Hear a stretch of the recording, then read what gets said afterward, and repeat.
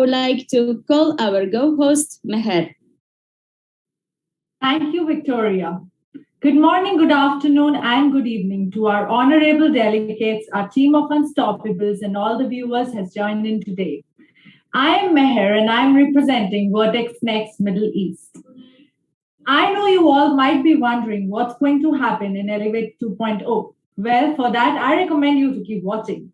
But before we go forward and start our show, let me ask you one question. Are we excited for Elevate 2.0? Well, if you're screaming, I will not be able to hear you. So, you know what? Just hit the thumbs up button down below and we'll get to know. Now, without any further ado, let's get into the event.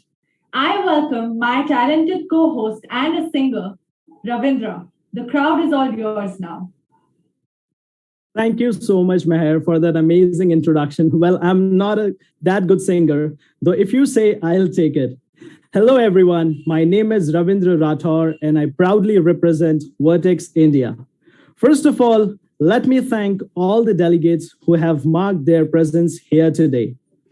Dr. Arshi Ayub Mohammad Zaveri, His Excellency Buddha Hector Cueva, Aradhana Kowala, Lilium Lopez, Dr. Shama Hussain, Vikas Ralhan, Kuntal Dave, Corina Burton, Wilton Lima, and Joseph Oru. Thank you so much for joining us today for this amazing event. Well, to start up, we have seen a lot of ups and downs in our professional and personal world in the last 2 years, where all the industries in the world saw a dry phase and market went into shivers. We here at Vertex saw a phase of transformation, evolution, and disruption. Vertex has brought to its growth during the past 2 years of pandemic is something unimaginable. Let's go through a small clip which shares the glimpse of our motion upwards in the last 2 years.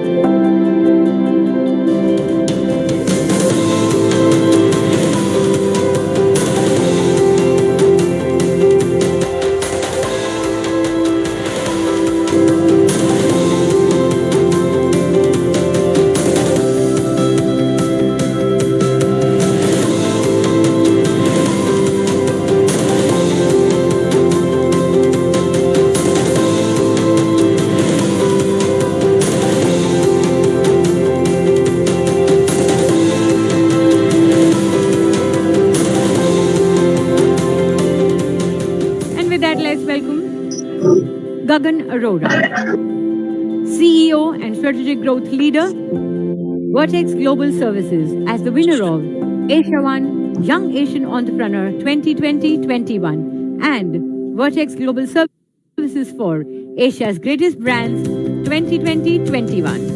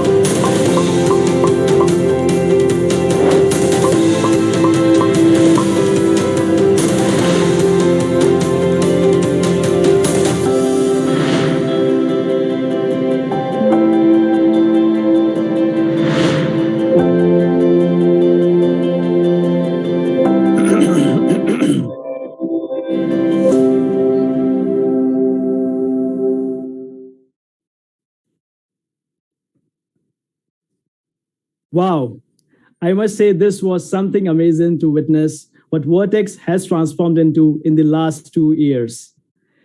Well, next, this is the time which we all had been waiting for, wherein our delegates and keynote speakers will come and share their journey and knowledge with us. The very first delegate we are fortunate enough that she could join us today is Dr. Arshi Ayub Mohammad Zaveri. She is the CEO and Senior Advisor to the Royal Family Offices, UAE. Would request you, ma'am, to share your thoughtful insights with us.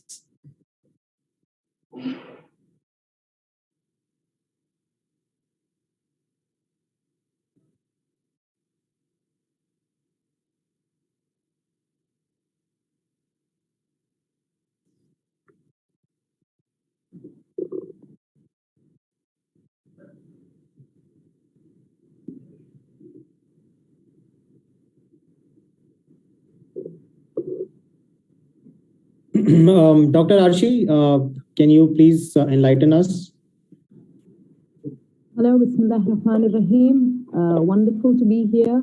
I hope I'm audible. Yes, ma'am, you are. Yes, you are. Thank you so much.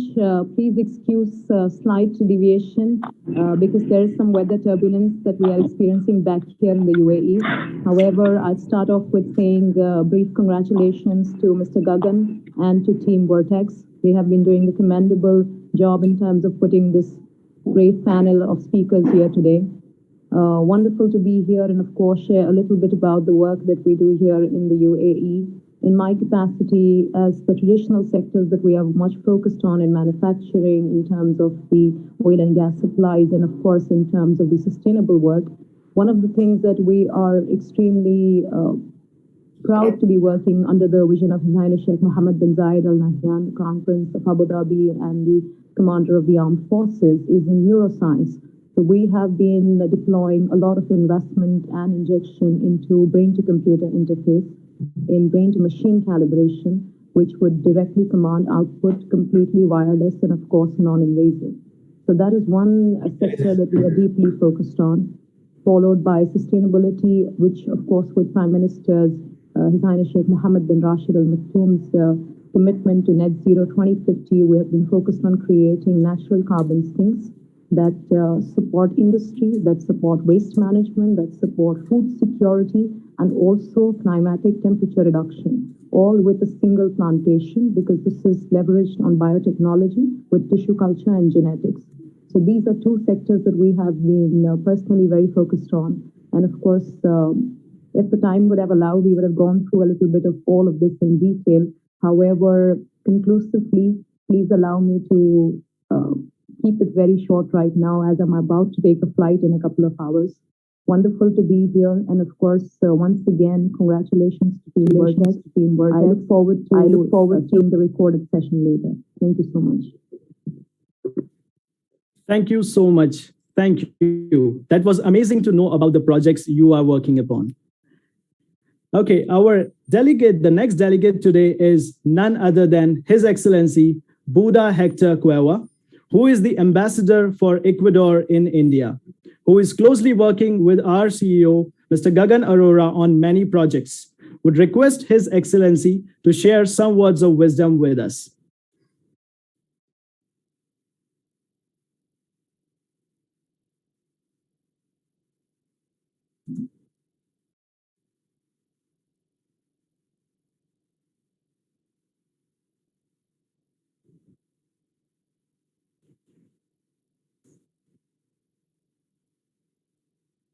His Excellency, I hope you are connected.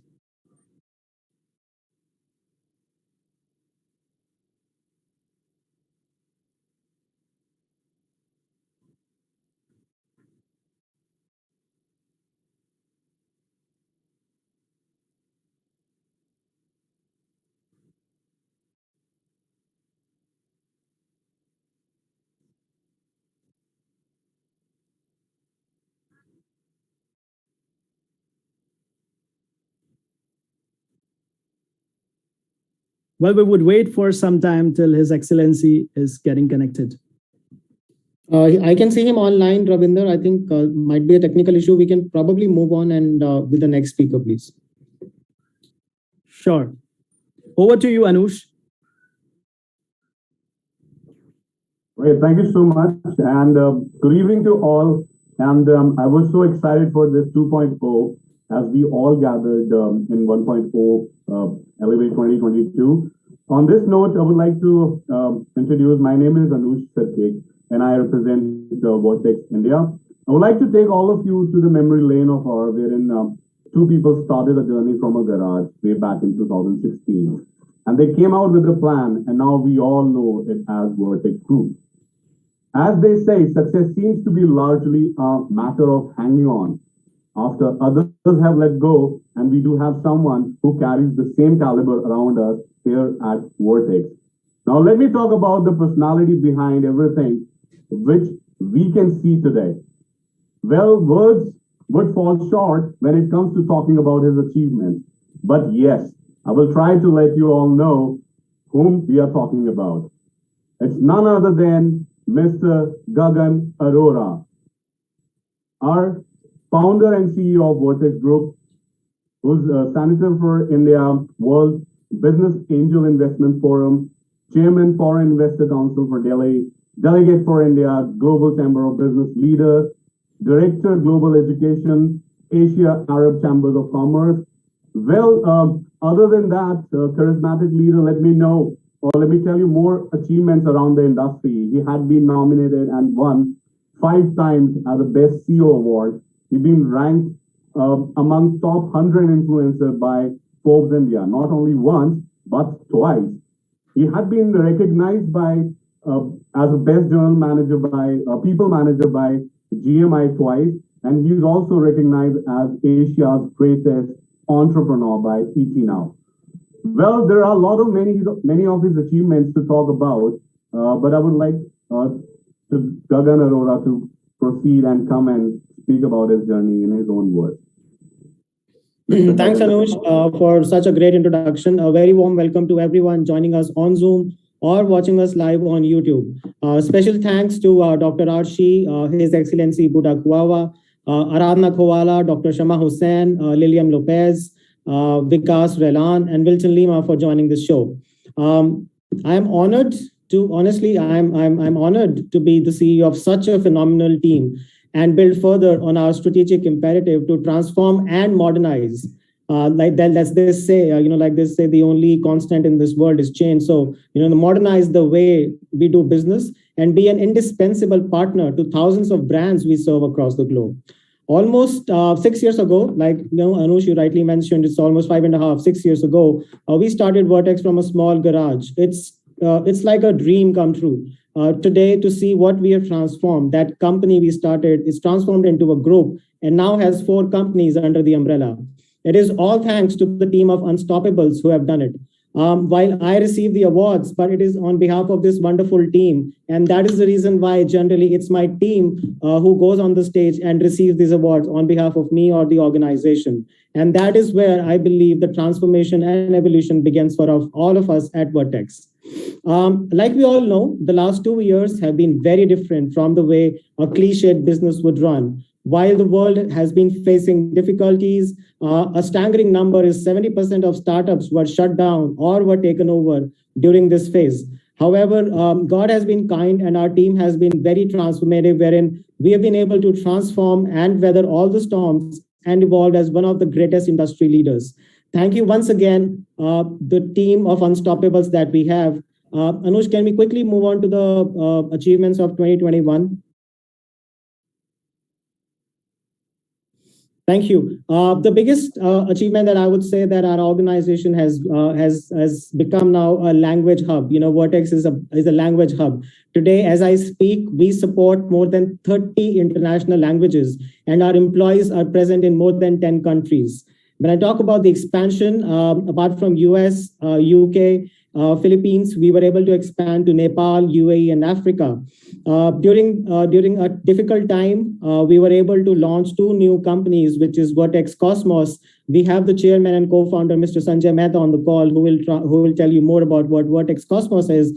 And Vertex Next in Middle East, we have Kshitish Taneja, who is the managing director, who will throw more light on what Vertex Next is. We've been kind enough to be onboarded with advisors such as Dr. Asif Iqbal, Mr. Farooq Khailan, and Purva, and many more. We've been able to partner with GCBL, that is the Global Chamber of Business Leaders, and also international influencers. As an organization, we have achieved more than 50 awards. To name a few, we were ranked amongst the top 20 workplaces to shape up your career. We were able to receive the Best MSME Award. We were named amongst the top 10 companies to work in India and amongst the top 10 fastest growing BPO companies in India. Now, the growth that we've seen from an organization standpoint, we've been able to increase our employee base by 75%. 75 seems to be a lucky number for us in 2021, wherein we got 75 people promoted during the entire calendar year. For Vertex Academy, which is our online education forum, we were able to conduct 50 plus workshops. As an organization, we saw an increase of 30% in the client base, and we partnered with the American Institute of Financial Management. And recently, we've gotten into a joint venture with Zenith Exhibitions. Their CEO, Joseph, who is also on the call, who will throw more light on that. Can we move on to the next slide and see the top things that we as an organization see today? At Glassdoor, I'm very happy to share that today our rating is 4.8, which is amongst the best and the highest that any company across the globe would have. Another striking number is an employee satisfaction of 94%. Now, this was done by Best Place to Work Institute, which is a third party, and we were able to achieve 94% at a global level. Like I mentioned, about 50 plus 75 promotions to be exact in 2021. And we're coming up with V2.0, which is an online e-ticketing system for our employees to ensure that employee satisfaction is always above 90%. Can we move on to how we see 2022 coming up?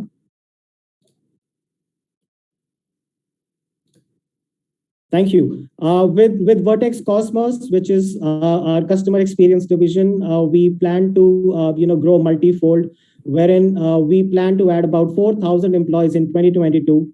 That means we'll be growing at more than 100% from an employee base standpoint. If we grow at about 100%, which is about 4,000 employees, we expect about 250 people to be promoted internally. And apart from the countries that we're already present in, we plan to expand to 4 new countries within 2022 and start 3 new LOBs. After this, I would like to show a new site which is coming up for Vertex India. This site will be for about 600 people at a peak, and will also be an office for Foreign Investors Council, Asian Arab Chamber of Commerce, Global Chamber of Business Leaders as well. So, guys, there's a lot of things which are coming up for 2022. Many thanks for everyone who's been a part of this successful journey, people who are working with us or, have been a part of our journey. Thank you so much for all your immense contribution. We would not have been who we are without you guys putting in your heart and soul to the business. My humble request to all of us is we all should stay grounded, stay humble, and be a hustler all across, and that is where the growth lies. That's it from my side, guys. Thank you, everyone, for joining us, and I hand it over back to the host. Thank you. Well, all thanks to you, Gagan. That was an amazing journey, and we really look forward to create Vertex into an enigma of success together for many more years to come.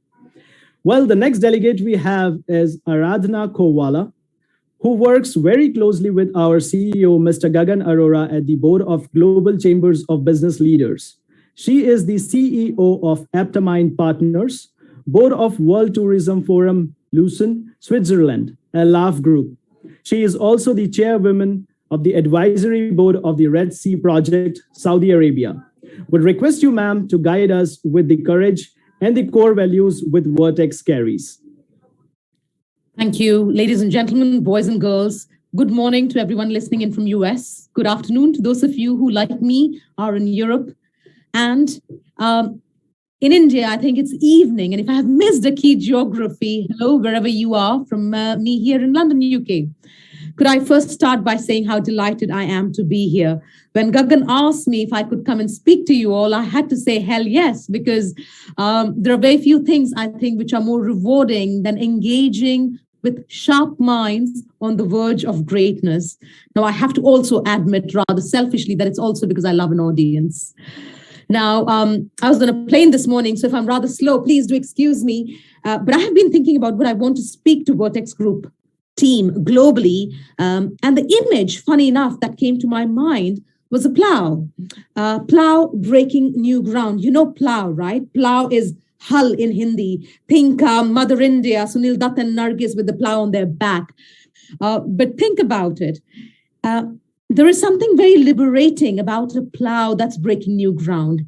It's like it gives you energy to move away from the status quo, conquer new worlds, and strive for higher and higher levels of achievement. And I can't think of a better audience ready and raring to break new ground as you all.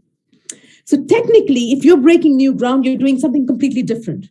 Or you're doing something old, but in a completely different way. Either way, you're advancing, you're innovating, you're pioneering. And this is important because I fear, in fact, that all of us are guilty at some point of immersing ourselves too single-mindedly in our chosen field. And then what happens is our work becomes pretty much an extension and reflection of what everyone else is doing in the same field.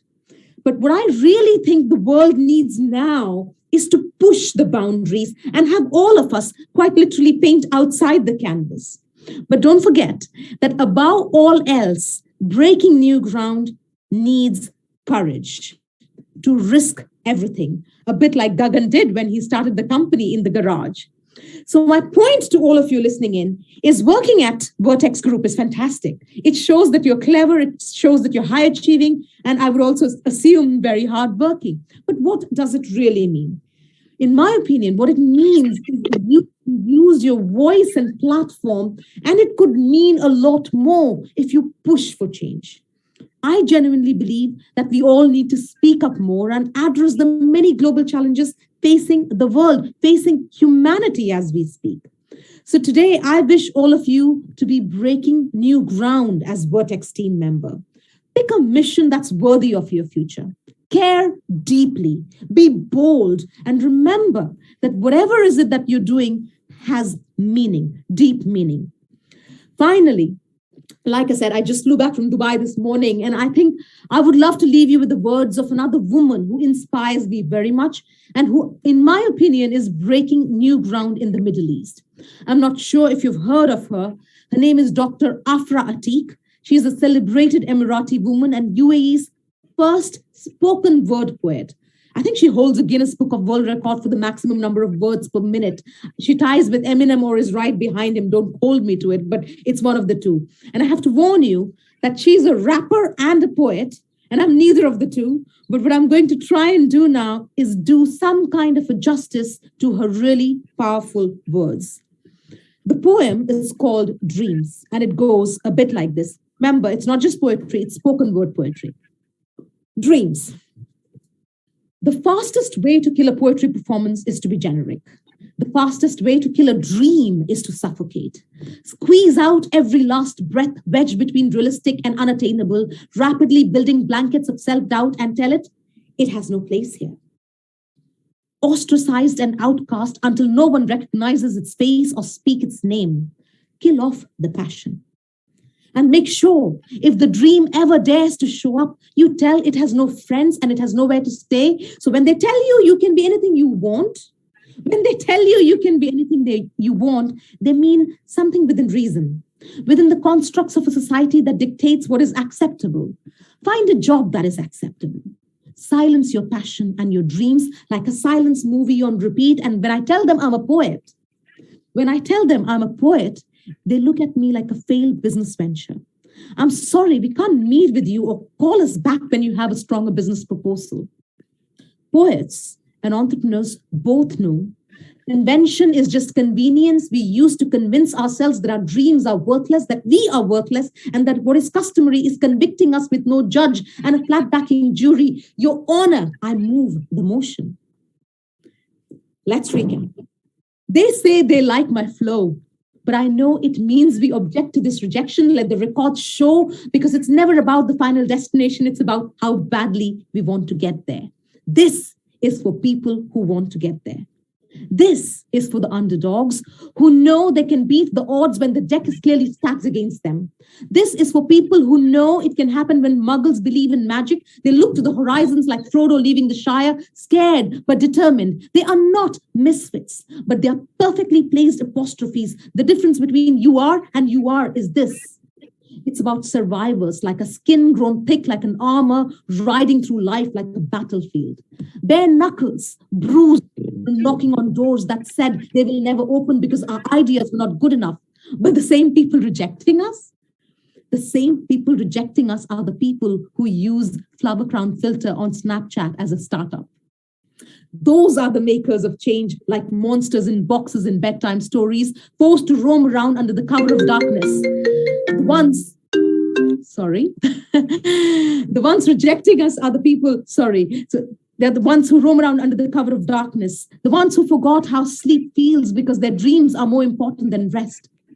No wonder they say 2 a.m. was made for the artists. We know this is not the quickest way to become famous. This is about looking at what is and figuring out how to change it. It's about life slapping you across the face and you screaming back, I got this, this is me.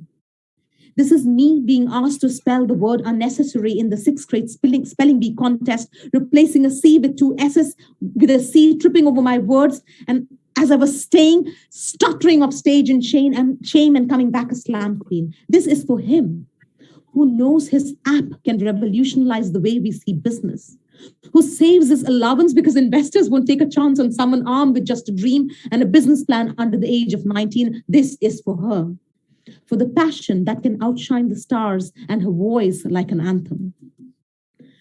We've lost too many stars to this life's brutal clenched fist. This is not a motivational speech. This is a call. This is a call to create communities of creators, dreamers, engineers. So open your arms. Keep your hearts out. Turn on the porch lights. Step out into the starless night and let your dreams know. Let your dreams know it's time to come home now. Thank you all very, very much. It's been a pleasure and an honor. Thank you for having me. Thanks, oh my God. The one word you said in your poem was underdog. Pretty much relate to it because not many people know that Vertex is my 3rd startup. The first 2 startups failed in less than 6 months. And when Vertex was formed, everybody thought that, again, this is going to be something which may not take off. So pretty much an underdog that point of time. And here we are today. So thank you so much for sharing this. Thank you. Pleasure. Thank you, guys. Thank you so much. I was so much filled with emotions and enthusiasm hearing you. Thank you so much for your energy, which was something to learn from. And after listening to you, my energy has gone tenfolds now to bring some change to whatever we do positively. Thank you so much for that note. Okay, our next delegate today is none other than His Excellency Buddha Hector Cueva, who is the ambassador for Ecuador in India, who is closely working with our CEO, Mr. Gagan Arora, on many projects. Would request His Excellency to share some words of wisdom with us. Hello, Gagan. Hello, Vertex. Elevate 2022. Thank you so much for the invitation. Right now, I'm in Ecuador. I was the ambassador of Ecuador in India for the last 8 years. Now I'm come back to Ecuador since the last 4 months.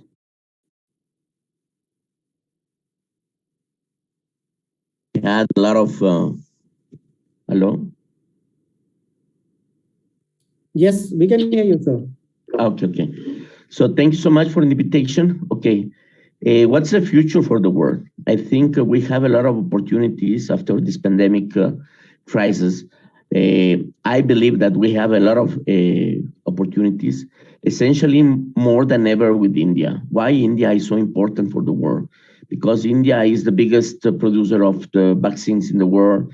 India is the biggest producer of generics medicines in the world, and India is the biggest producer of antiretrovirals for the world. So India is the key for the world in the healthcare industry. Normally in Latin American countries, we used to think that the best solutions that for our problems in Latin America, they need to come from the North countries, like developed countries, Canada, US, Europe, and not always is like this. Why is not like this? Because many of these solutions are not adaptable, are not accessible, and it's very high cost solutions. So that's why I'm one of my key notes in the diplomacy is the South-South cooperation. And in this South-South cooperation, India is one of the big participants and big players in the world. I can give you some examples what's happening in Latin America and in Ecuador in medicines. The treatment for aspiranigasa is a treatment for leukemia for child. The treatment here in Ecuador, it costs $100,000, $1 lakh US dollars. In comparison with India, it costs $12,000. You can see that it's almost 8 times less in India. And you have another example, abiraterone. Abiraterone is a treatment for prostatic cancer. The treatment in Ecuador costs $5,000 to $6,000, depends on the brand of that medicine. But the same treatment in India costs $600, 10 times less. Okay, so we can see the comparison. That's just an example that what is happening here in Latin America, not only in Ecuador. So that's why I'm telling you that India is a big player to solve many problems of the healthcare systems in Latin America. Here, the social security is broken. The government is broken, but they are still buying the medicines from the rich countries. So that it doesn't make sense that the rich countries like US, because 40% of the generic medicines in US are from India. 28% of the generic medicines in UK are from India. 8% of generic medicines from generic medicines in Europe are from India. So you can see that India is a big player, and in comparison with Ecuador and Latin America, no more than 1 or 2% are the medicines are from India. So there is a big problem around in Latin America that we need to solve. So this is a huge opportunity for the companies in India to come here to register the medicines, and in the future is India. I'm telling you that we can develop a huge. When I used to say that Ecuador or any other Latin American country can become the new Dubai, is not just words. It's not an utopia. It's a real thing, because in India in 2019. You received around 6 lakhs or 600,000 patients from all over the world, Middle East, former Soviet countries like Azerbaijan, Kazakhstan, Georgia, right? Africa, Southeast Asia, Pakistan, Nepal. You received $600,000, and these $600,000. They produce $6 billion in income from India. So when I want to tell you, to finish, I want to tell you just an example how it can work this in Latin America. In 2015, I received a call from Juan. Juan is a friend of mine from Chile, and this friend had hepatitis C, and the treatment in Chile costs around in India costs $4,500, means 20 times less. So Juan asked me, please help me. Say my suggestion was, okay, you can come to India. I can host you at my home. You can go to visit the doctor. You can receive a prescription. You can buy the treatment here in India. So he told me, it's a huge travel, because from Chile, from Ecuador to India, it takes around 30, 35 hours, 40 hours. Is a long trip. The jet lag is almost 11 hours. And the culture, the food, everything is so different. So my friend Juan told me, if I go to India, it's going to be a big problem for you, because I'm gonna die for sure. Because all these problems, all this difference of hours, the stress of the trip, I am very affected about this hepatitis C. So going to India is not an option. So after all, we sent all the medicines to Juan through a friend from Chile. He received the medicines and now is totally healed. So my question is, Juan, what should happen if we can offer you the same solutions, the same treatment, the same, no doctors, but the same solutions for you, if we can have a hub, a cluster from India here in Ecuador? He told me, I'm not going. I'm not shouldn't think twice, because I should go to Ecuador and receive my treatment there in Ecuador.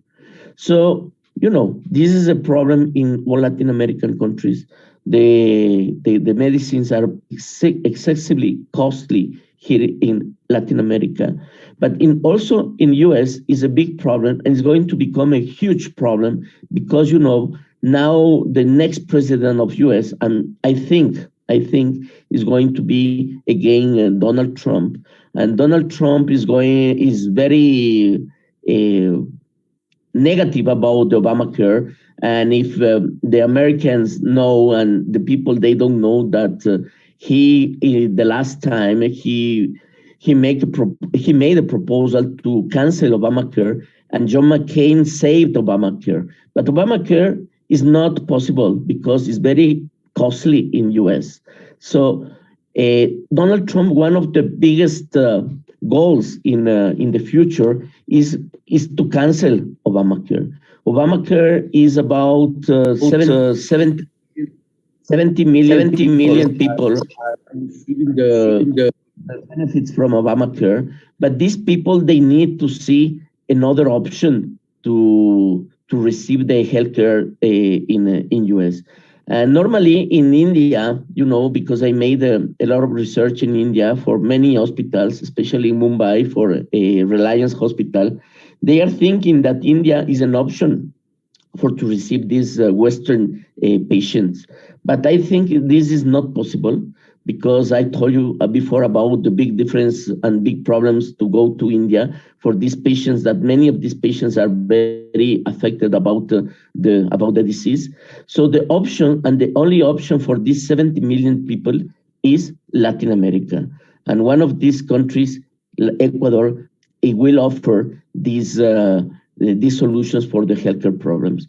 So India is a huge player in the healthcare system, and in the future we are going to become the next Dubai for sure, if we receive the government support, the Ecuadorian support. So this is a huge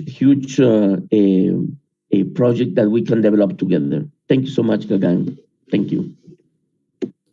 Thank you, sir. Thank you so much. Thank you so much, His Excellency. So let us recognize what power we behold, and use the skills and power we have for the betterment of the world, and can have collaborations moving forward with different countries across the globe in the field of healthcare as well. Thank you so much. The next keynote speaker we have is Lilian Lopez. who is the founder, CEO, and president for the South Florida Hispanic Chamber of Commerce. Lopez was recently featured in the Miami Today as the Achiever, which is something astonishing to know about. Would like to invite you, ma'am, to address us with your words. Good morning, or good evening. I know there's a big difference in time zones, so I say good morning because over here is the morning, and I'm extremely, extremely happy, proud, and satisfied to have been invited by Mr. Gagan Aurora. What a beautiful name, because there's a name in Spanish called Aurora. So Gagan Aurora, thank you so much. And briefly, how we became sort of friends was on social media through LinkedIn. And I started noticing that he liked all of my posts. And thereafter, we became closer, and he so courteously extended an invitation for me to be here, to say hello to all of you, and just tell you a little bit about what we do and what I have done as an immigrant, obviously. People from Miami, if you are not aware of, the majority of the people in Miami, 70% are Hispanics. The majority are Cuban Americans, but we do have a lot of people from many, many countries like Nicaragua, Colombia, Venezuela. But my parents came from Cuba, and they started from scratch, obviously because of communism. So obviously right then and there, I'm an anti-communist and socialist because my father was a self-made man who went through a lot in his life to be able to have his degree, to be able to have businesses. And then out of the blue comes Fidel Castro, with this lie that everybody's going to be prosperous and what have you. And he took over, and obviously everybody had to leave. Whoever needed to leave or wanted to leave was able to escape communism. So they came to the US without a single penny. So he started washing dishes. And then that's how he later was able to open up a business, saving his money. So I remember as a small girl, I was very poor in Miami, and I only had a few toys, and it was very difficult. But obviously, this is the land of the free and the home of the brave, the United States of America. And he was able to start businesses again and then provide an education for my brother and me. So Ariana, I call her Ariana because I heard her name is Aradna. But for us, that would be the equivalent of Ariana. With her energy and enthusiasm, I could feel that energy and enthusiasm that she has. Mine is not to that degree, but I'm actually a very hyper individual. I can accomplish a lot of things at the same time. So there was a need for Hispanic Chamber of Commerce, being that Miami-Dade County has a majority population of Hispanics. So this started as a dream, and never in my wildest dreams would I have thought that the South Florida Hispanic Chamber was to become one of the 5 largest Hispanic chambers of the United States of America. Needless to say, it has been difficult because I am a founder of this organization when we saw the need for that, because obviously there still was, and there still is, as you know, in a lot of nations, not only, in the United States, there is always some type of discrimination. So we thought at that point in time that we were always segregated and put in a Hispanic Affairs Committee for every single organization. So we said, why not? We're the majority. Let's start with this dream.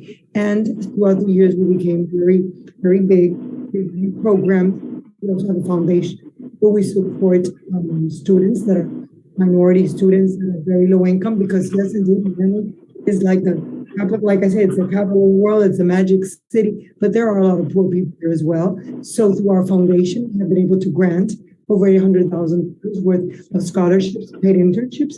We have an exclusive program with Southwest Airlines where we take students that have never traveled anywhere to a city where we partner with a chamber member, being Comcast, being Microsoft, being Facebook, where I always ask to have someone Hispanic, African American, a member of a minority group, so that these students that have never been anywhere, who are on a paid lunch program, are able to see themselves reflected and know that there is a world out there of opportunities. But you do have to work hard, you do have to study, and you do have to be committed. And that is it's key. In order to succeed in life, if you're not committed, but at the same time, if you don't see yourself reflected in other people that are poor like you, but we were able to make it and to have a career and make a living, then you don't know about that. And then there is a way that you could go the wrong path. And there's a lot of students that could take the wrong path. and we are here to help those students make the right decisions. We also have a program where we feed the students that live in zip codes, and believe it or not, there are zip codes in this beautiful city, and zip codes means areas, for those of you that are not from the United States, means areas where the family income is less than $25,000.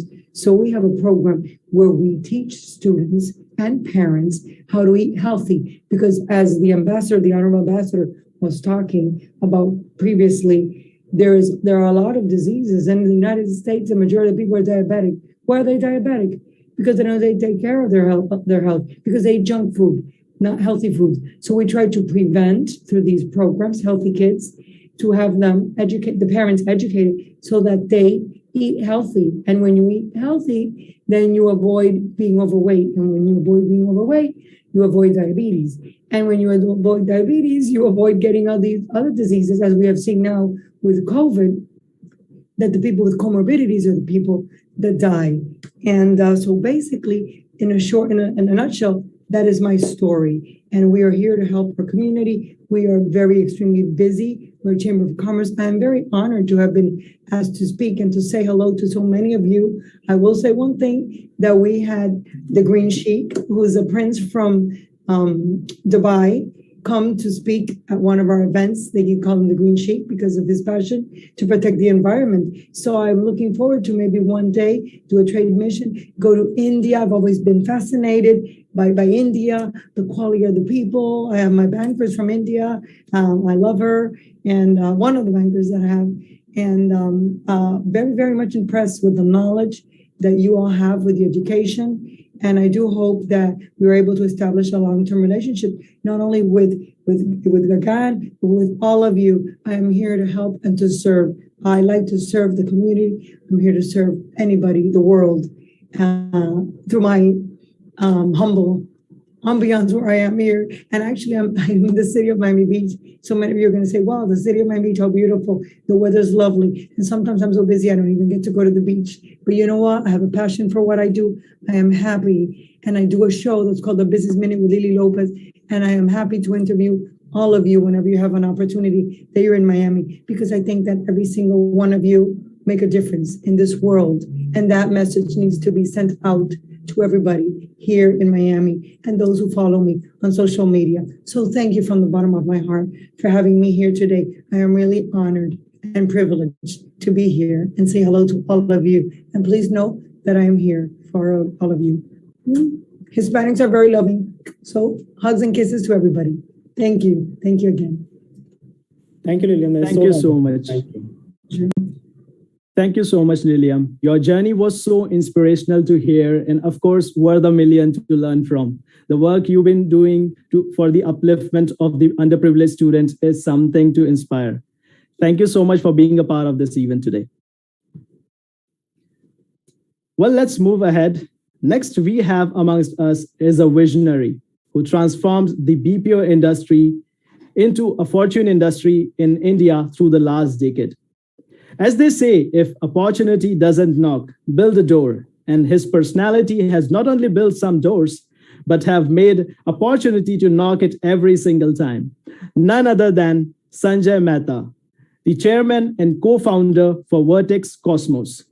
He is the former managing director of Teleperformance India and was responsible to grow the organization from 0 to over 20,000 employees. Isn't it a staggering number? He pioneered and is the torchbearer to bring the non-metro model to become the unmatched competitive strength of India. Please put your hands together for none other than Sanjay Mehta, everyone. Thank you, Ravindran. That is very kind and generous words. I hope I can live up to them. Well, congratulations, Vertex Group and the entire team here, and a very good evening to all who are attending this event, Elevate 2022. We've been through an extremely challenging 20 months, and challenging in more ways than one and anybody would have imagined till now. And people have braved, and it has proven the human resilience, and what people can do when they come together and have a winning spirit behind them to stand by each other in those times. And I really congratulate Vertex Group and the team at Vertex that took care of its people, which in turn made Vertex Group what it is today. And I'm sure today's ground zero again for another flight ahead. With that, I'll just take a few minutes to run through, with the help of a few slides, on looking at what is the future of business, where are we going or likely to go. I don't have a crystal ball here, but if you can switch to the slides quickly, please. Let's look at the future of business. And the first slide, please. What has happened in the last 20 months? For the first time in history, 7 billion people went through the pandemic. Shock, denial, frustration, depression, experimentation. Some took decisions to change, remodel, re-engineer their personal lives, professional lives, and integrate it into a new model, and that will take them to new heights going forward. This is actually a change curve model, and I'm sure everybody can relate to that based on their personal and professional journey in the past. What has it done for us? It has reset the mindset, the new game going forward. And also, I like to reflect on something I learned a long time back. If you have the courage to face the truth, the solution is often staring at you. You just have to act and move faster. So time is oxygen. Timing makes all the difference. Next slide, please. What does it mean in today's context? In the post-pandemic period, the future of work 2022 trends, high level, they're talking to us. The good news is that there is rapid growth around the world. The global economy is going to breach the $100 trillion mark for the first time in history. So recovery and strong growth. Business, at the business level, digital and physical were two separate worlds. Digital was a smaller cousin earlier. Post-pandemic, it's accelerated to digital first. Everything is going to be digital in the way forward. But mind you, digital, I don't necessarily mean technology. Technology is only a tool. It's the mindset of how to do things differently, smarter, faster, better. At personal level, how work will get done will again get redefined. It's already been redefined. It's a question of who embraces it first, faster, bigger, and offers boundaryless, outcome-focused will be the criteria. That's the shift. With the mindset change, the winners, now remember, all these people are not going to win in this game. While there's growth, there's buoyancy, there are businesses that will fall behind. There will be hardships. There will be all kinds of turmoil and churn. And that churn will be, in that churn, the winners will be emerging who have informal teamwork, partnerships that will enable them to speed, scale, remote working, transformation. And these partnership models will transcend conventional stuff, which are between employer, employees, clients, customers, competitors. So all kinds of partnerships away from the conventional mode. Like a colleague, one of the earlier speakers said, the ground will be plowed and tilled newly. So there will be lots of new things happening. And of course, Deloitte recently made a comment on to prepare for the future in which crisis may be business as usual. Companies have the opportunity to shift their thinking on talent and many other aspects of work. And talent, by definition, prior to pandemic only meant top of the pyramid. Post-pandemic, it means the entire top to bottom of the pyramid, because the top cannot survive without the bottom half. So there is a significant change in all definitions that I want to point out here. Next slide, please. From here, if you just connect the dots, what is happening and why do we have the countdown 2030 and a workforce storm building? It's not the great resignation. It's the workforce storm that is playing out. It was first flagged up in 2014, despite billions of dollars spent on artificial intelligence. And I'm a great lover and believer of technology, but we could not predict this storm accurately enough for skill sets, for people, where it's going to happen, how it's going to happen. 2015, McKinsey told us that the war on talent is over and everybody's lost. Still, not much heed was paid to it. Things were good, times were rolling, so for many, and he just went on with the good times. Some made changes, of course, there are exceptions. 2018, Korn Ferry came out with its first little red flag saying we're going to be 47 million short by 2030. That didn't look like a big enough number. Came the pandemic. And when everybody slowed down, came to a zero halt and started again within weeks. And then post-pandemic, 20 months later, 2021, Korn Ferry says that we're going to be 85.2 million short. And the great resignation is only tip of the iceberg. So the new constant that has just emerged, and we should take note of, is the global great workforce storm. Next slide, please. How does this pan out? And to just give you, can we have a look? Just take a look at the heat map that Korn Ferry made out for us. The pandemic did not cause the great resignation. It's the workforce storm that came into effect since 2020 in a meaningful way. It was building since 2014, but there was still surplus workforce. It was only in 2020, 21 that we had a tip of the iceberg emerge in the form of great resignation that people have started making notice. But that's only tip of the iceberg, because this will multiply 4 to 10 times in different geographies between different skill sets across the world. India is the only supplier, the report says, with 245 million surplus talent. It doesn't mean that we will have the luxury. We will have to work to make sure in India that we are organized enough to take and make a meaningful business opportunity or take and make a business case out of it, because it will affect us as well. One of the interesting things that pandemic did, it did not create the problem, it gave you a solution to the problem. Unlike what most people or many of the articles point to, that it created the problem in terms of people resigning and people leaving the workforce in the developed world.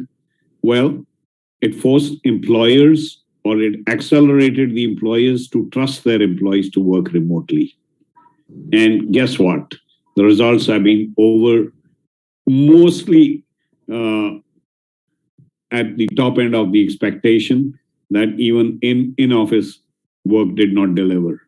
So future of business, future of work points very strongly in the direction of remote working, and it's not going to be a choice. And when I say remote, it's not work from home.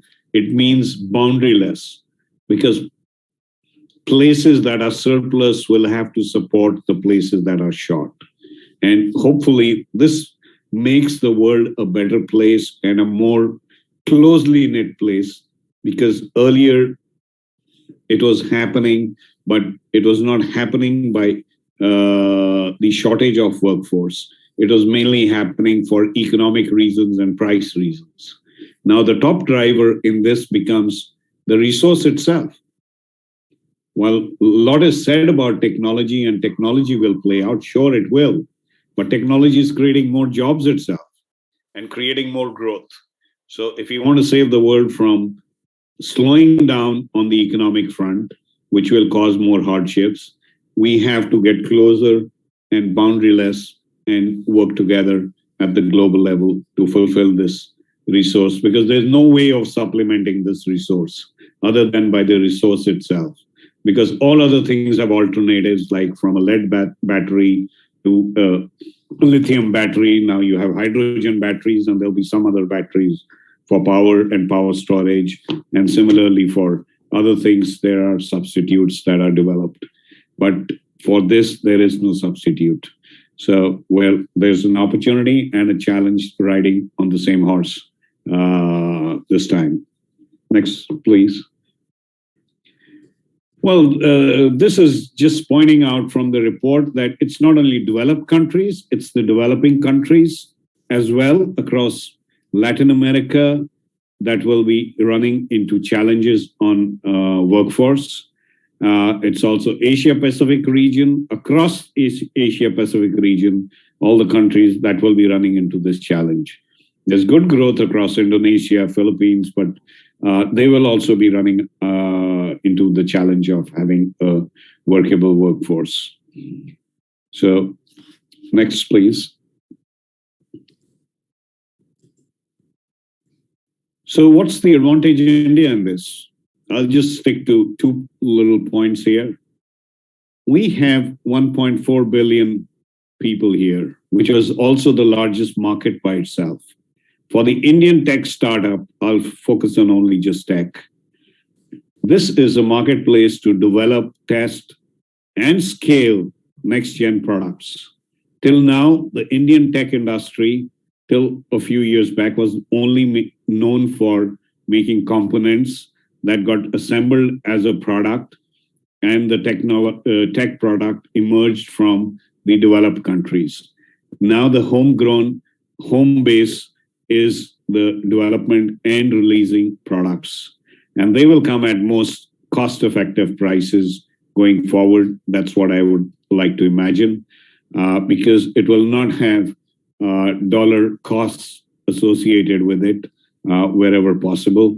So just like the pharmaceutical example that was given by His Excellency a few minutes back, similar thing will start happening with tech, and tech is more freely tradable than the restricted pharmaceutical products and drugs.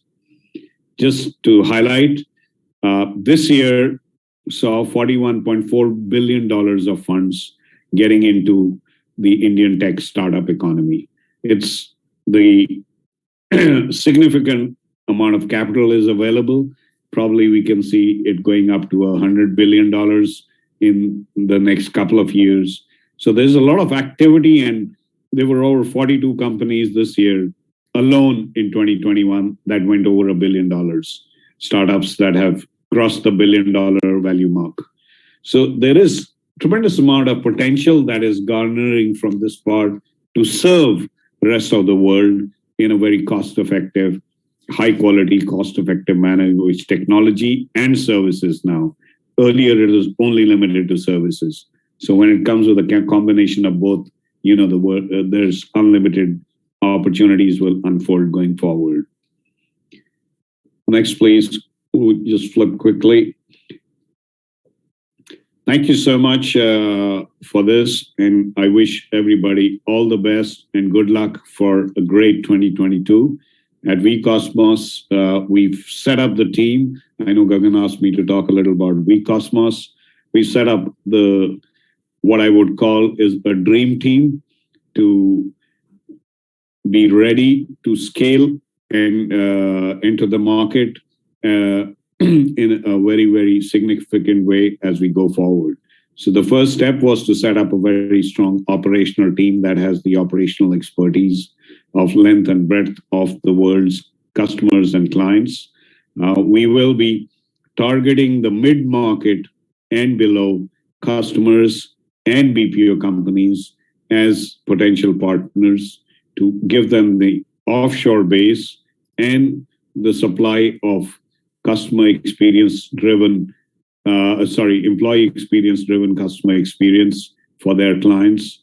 And that's an area that we will focus on in the coming way forward. So thank you so much and good luck to you all. Thank you so much, Sanjay, for giving us the insights of the industry and showing us the glide path on where we are aiming to be in the next few years. Thank you so much for being here. Thank you. Thank you, Sanjay. Let's start with my favorite segment, which is Vertex Got Talent. But before that, I would like to share that we have 100 plus viewers on YouTube today watching us live. So all the viewers, I would like you to hit the like button and keep the likes rolling. I personally feel that no event is complete without people who make it entertaining. And we have some young talents right here in Vertex that would like to show them off. To start with, we have our very own guitarist who would be also singing. Presenting you Dora from Vertex, Argentina. Over to you, Dora. Hello, everyone. I'm Dora from Argentina, and right now I play a song with the guitar from here, my city. I live in the border with Brazil and Paraguay, and this song is very popular here.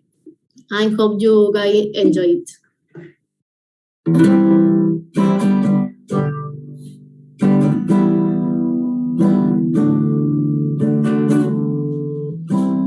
Eu sei, tudo pode acontecer. Eu sei, nosso amor não vai morrer. E vou pedir a Deus, você aqui comigo, vou jogar no mar, flores para te encontrar. Say goodbye, and I say hello. You say goodbye, and I say hello. Não sei porque você diz adeus. Guardei beijo que você me deu e vou pedir a Deus. Você aqui comigo, vou jogar no mar, flores para te encontrar. You say goodbye, and I say hello. You say goodbye, and I say hello.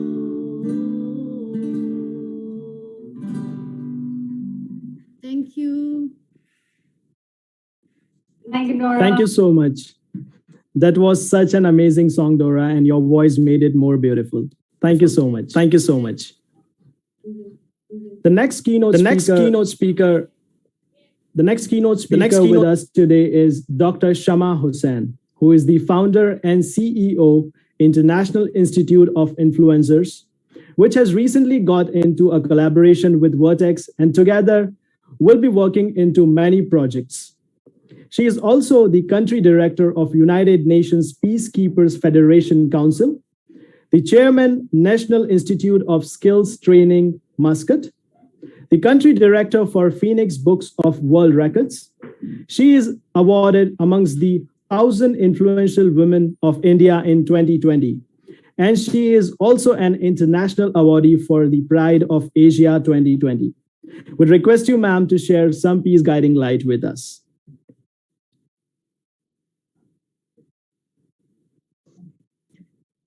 Yes. Good evening, good afternoon, and good morning, everybody. So a big hello, big namaste, and assalamu alaikum to each and everyone.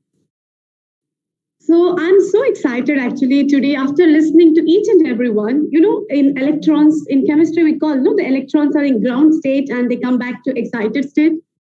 So all the speakers, Mr. Sanjay, I was very happy about your rewiring and re-engineering techniques that you have proposed and the way that the world can lead in 2030, the vision 2030. It was amazing. Thank you so much. I was really inspired with that. I was really inspired with all the speakers. Hi, Saurav. And then before that, I can't stop myself. I really can't stop myself without appreciating the Vertex, and especially the leader of the Vertex, Mr. Gagan, who proudly claims to the world that I started my journey from the garage. First of all, very big salute for your honesty. And then number two, we call like something, success is not final. Success is not final, failure is not fatal. Success is not final, failure is not fatal. The journey, the spirits to continue, the courage to continue is that counts. So Vertex, you have that courage. You have proved that you have the courage and you are continuing this journey. So congratulations for this. And second thing, I can't stop myself without praising, without appreciating the efforts of Vertex team as well. Everyone all over has worked together as a family, as your own event, and had made this event to so many people, and they are appreciating your work. Like what you say, that everyone cannot, we cannot make this whistle, we cannot whistle the symphony, it needs the whole orchestra to play. Right? It needs the whole orchestra to play. So once again, congratulations to the whole Vertex team and Gagan for this wonderful event today and for this wonderful spirit. Then coming to this current world, which is pre-pandemic and post-pandemic. There is a transition from pre-pandemic to post-pandemic. What do you know? What is stopping us? What is stopping us not to go ahead? What is the factor that is stopping us, that is really stopping us to have a growth factor in our life? What if? Everybody started thinking, what if? What if I lose? What if I fail? What if people will mock me up? This is the factor that really stops every business. It can be personal business, it can be professional business. So let's evaluate, let's counteract this what if factor in our life. And let's get rid of this what if factor with our spirits, and we can get off our business. Business is not something that you have a product and you sell it. First, we need to build the people. We need to build the people, and people will build your business. So let's build the people first, and let's build the business. And these all people will build the business in the market. How can you build the people? The next question. How can you build the people then? The people will follow you just like that? In post-pandemic conditions, don't expect the people to follow you as it's not a very easier way. So how can we do that then? Two facts. Creativity and innovation. As Mr. Sanjay was proposing about the innovation, about the technology, he said he's more prone towards the technology because there is nothing else, there is no other factor that we can have now. If we don't adapt to this technology right now, we are going to extinct, right? That's what Mr. Sanjay has proposed. So yes, I agree. We have creativity and innovation. Creativity is thinking something new, whereas innovation is doing something new. If you stop yourself up to creativity, you cannot innovate yourself and you cannot upgrade yourself. If you want to succeed in your business, whether it is a personal or professional, if you want to succeed, let's move ahead to this another step, that is innovation. How can we have this? Our minds are completely, envisioned and circled with so many factors right now in this post-pandemic period. Lots of peaks and valleys, lots of uncertainties. So how can we bring innovations right now? Is my dear friends, if you find the change, lots of changes happening, right? From pen to the penless, everything. We are moving from no schools, boundaryless working now, as Mr. Sanjay has proposed. So everything. So if we start finding the change as an opportunity, not as a threat, find the change as an opportunity. Find the change as an opportunity, but not as a threat. then definitely we can create innovation factor. We can create innovation, then we can find out as change as an opportunity. So for this, you need to enjoy the ride. How many of you like roller coaster rides?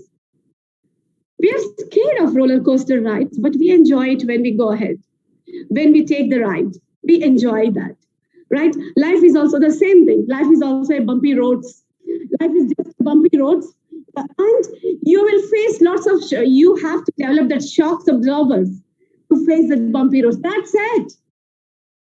Once you build up that shock absorbers, you develop that resiliency factor, you will bounce back. You will bounce back and you can create that charisma in the business. You can build the people with that because you are giving values to the people. Like in physics, we have law of reflection. Law of reflection. Whatever the values that you create in your business, it will reflect back to the society and come back to you again.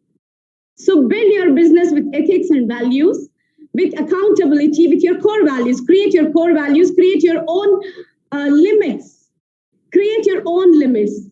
And try to, we have to constantly update, constantly upgrade, constantly revise, constantly change so that we can create a success story. We can create a success tale. So otherwise, praise of doing nothing. Praise of doing nothing, we have to pay far higher than praise of just keeping quiet. So let's adapt. Let's adapt. Otherwise, we are going to become extinct like dinosaurs. So, my dear friends, with these values, with this ethics, we can create with the innovations, with creativity, we can create lots of things in our business.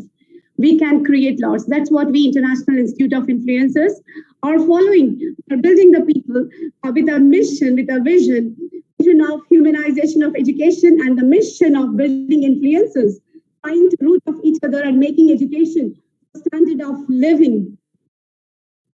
Most of the people want education for standard of living, but no, we want to promote the education for standard of life. Standard of life. So this is what, and we have collaborated with Vertex group of companies. For this sake, we definitely assure that we will work together on the same wonderful platform. Both the International Institute of Influencers and the Vertex group of companies will work together with this spirit of what Gagan has already shown to everyone, that he has a courage to face the problems. It really counts.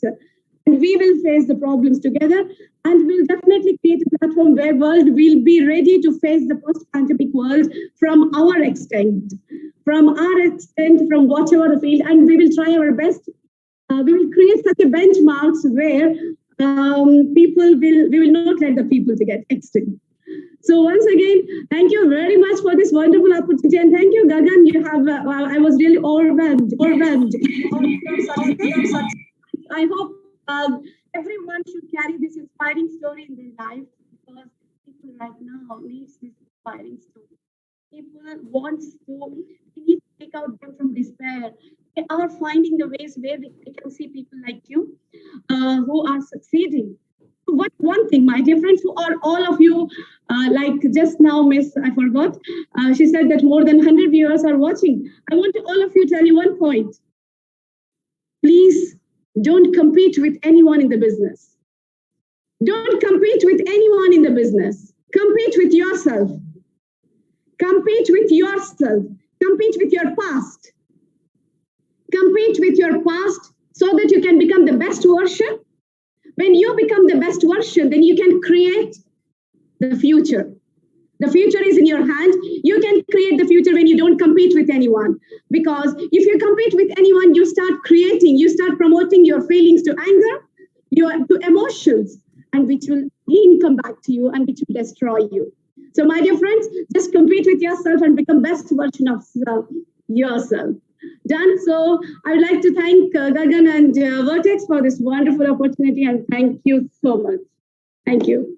Thank you, Dr. Sharma. When you said, don't compete with anyone, I quickly recall there was a journalist from CNBC recently who asked me this question that who do you think is your biggest competitor?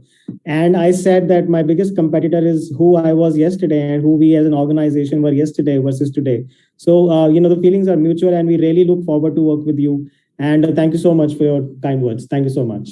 Thank you. Thank you so much for appreciating us on our progress and explaining how the people management is so important when it comes to building an organization and how innovation can be changed into an opportunity and why upgrading ourselves in today's world is really important with time. Thank you so much for joining us today. Thank you. Well, the next keynote speaker we have today is Kuntal Dave, who is the owner of Nanubhai Desai and Company for Chartered Accountants.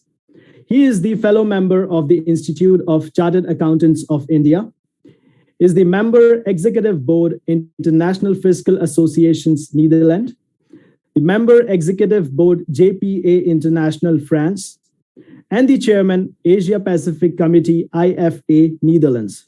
Would request you, sir, to enlighten us with your experience.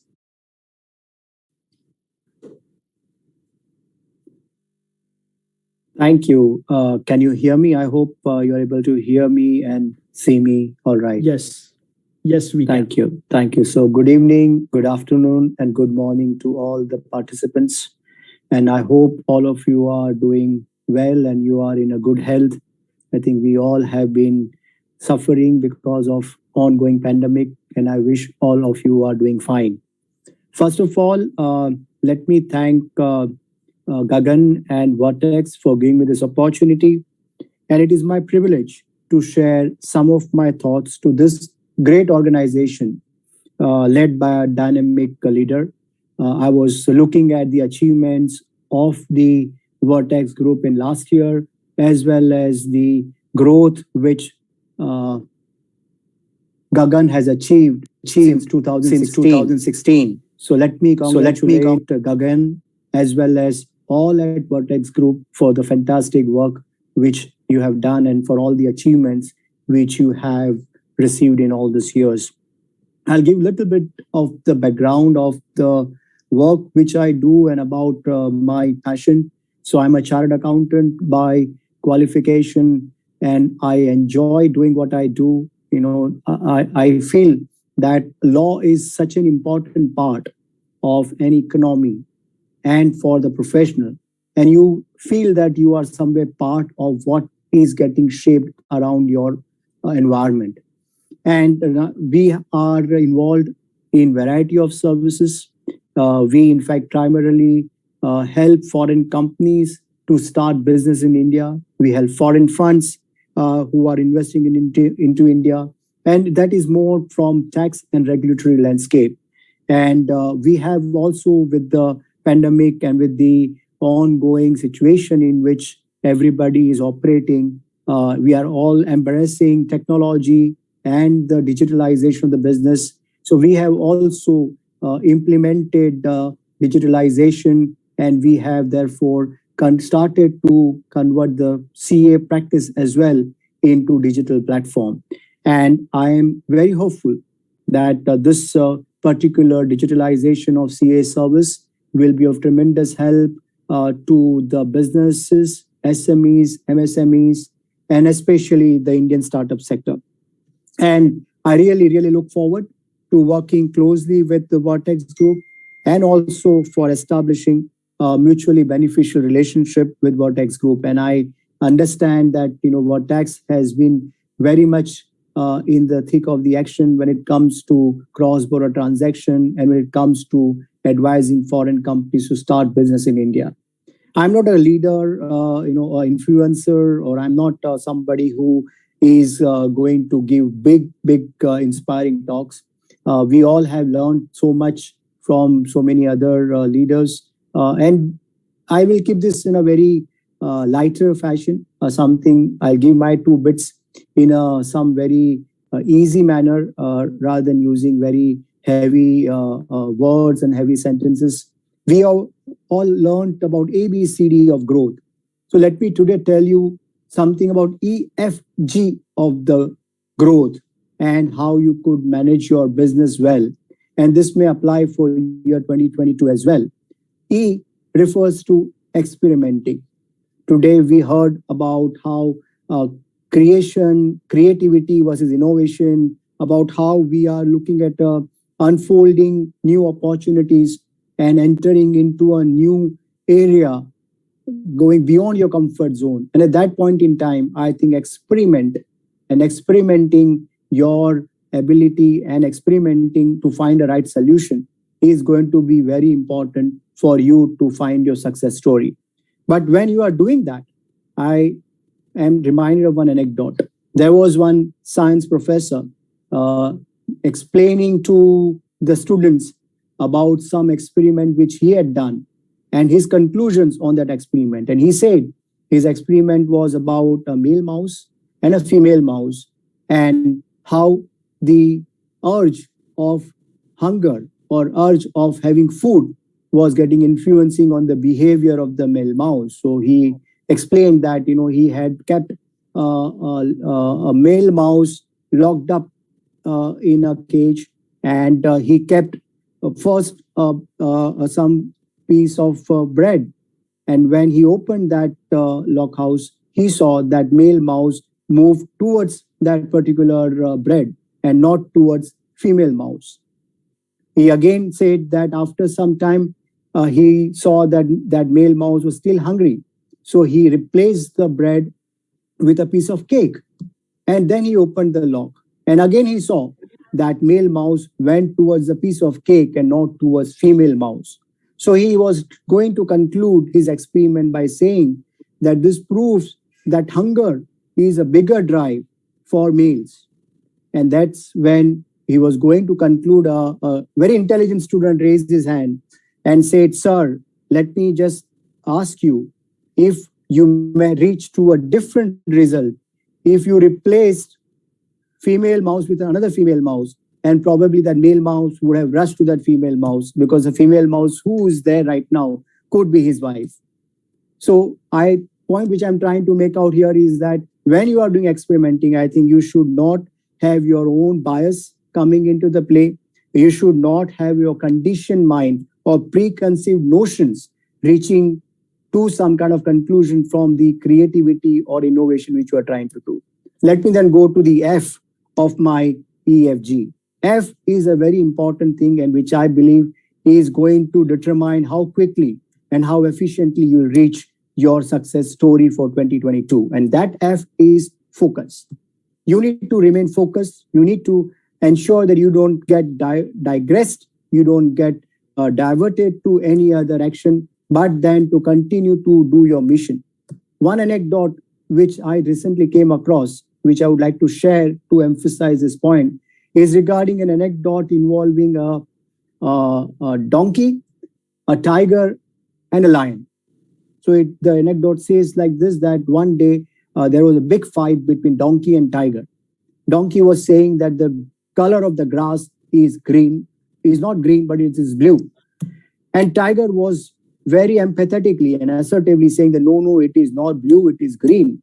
And both of them had long argument, and they had lot of altercation and fight. And ultimately, donkey suggested, why don't we do one thing? Let us go to King Lion and let Lion decide the color of the grass, whether it is green or whether it is blue. And tiger knew that our King Lion is very fair, so he agreed to go to King Lion. And then King Lion was briefed about the matter of dispute between donkey and between the tiger. And then Lion said that, for this particular grievance and the dispute which you have got before me, I'm going to punish tiger. And donkey was ecstatic. He was so happy, and he went away jumping, thinking that, yes, I was right, and the color of grass is blue. And then tiger was perplexed. He couldn't understand. He was looking at Lion in disbelief, and he said, King, I always respect your judgment. I know you are fair, but what was this? We know the color of the grass is green, and you are telling me that I'm going to get punished. Why? He said, because you are wasting your time. You are trying to convince an idiot. You know that the color of the grass is green, and you are not focusing on yourself, and you are wasting your time to argue on something against that idiot. And not only that, you are now coming to me also, you are wasting my time also, and you are asking me to be a judge for such stupid argument which you are having with that donkey. So you are therefore punished, and you will be remaining hungry for next 3 days. So that's what I'm trying to say, that you need to remain focused. Don't get digressed, don't get diverted with some noise around you, the noise of maybe somebody who is a fool or somebody who is having his own ego. You need to remain focused so that you can have your own success story. And right in the last G of my EFG is goal. You need to have your own goal, because unless you have goal set up for yourself, you would be like in a small boat in a small lake, which is just moving from one side to other side with the current of the water. So we need to have goal for ourselves if we want to succeed. And we recently celebrated a birth anniversary of our great Swami Vivekananda. And I recollect, his clarion call to all the youth across the world is that you must arise, awake, and stop not till you achieve your goal. So that's what I would request all of you to remain focused, and also not to stop until you achieve your goal. With this, let me just conclude my this 2-bit experience and 2-bit some suggestions to the great Vertex team. Best wishes to Gagan and all at Vertex for successful 2022.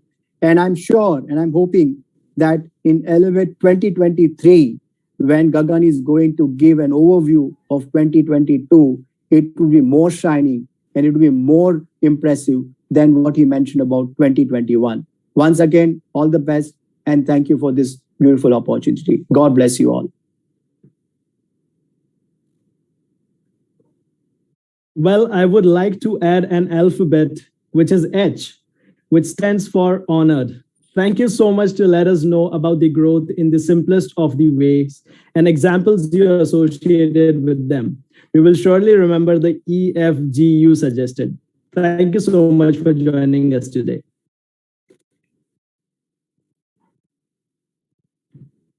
Thank you, Mr. Kuntal Davi. Well, do you remember how much we used to enjoy drawing classes in school? Those were some good old days, right? But there are some of us who still enjoy sketching. And here we have Ankit Yadav, our sketch artist, showing some of his work.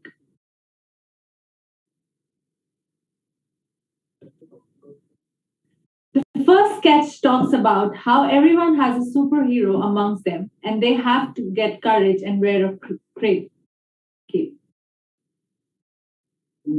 The second sketch tells about the beauty of women, which reflects in a soul. And the third sketch talks about that each of us have two kinds of different personalities, a good one and an evil one.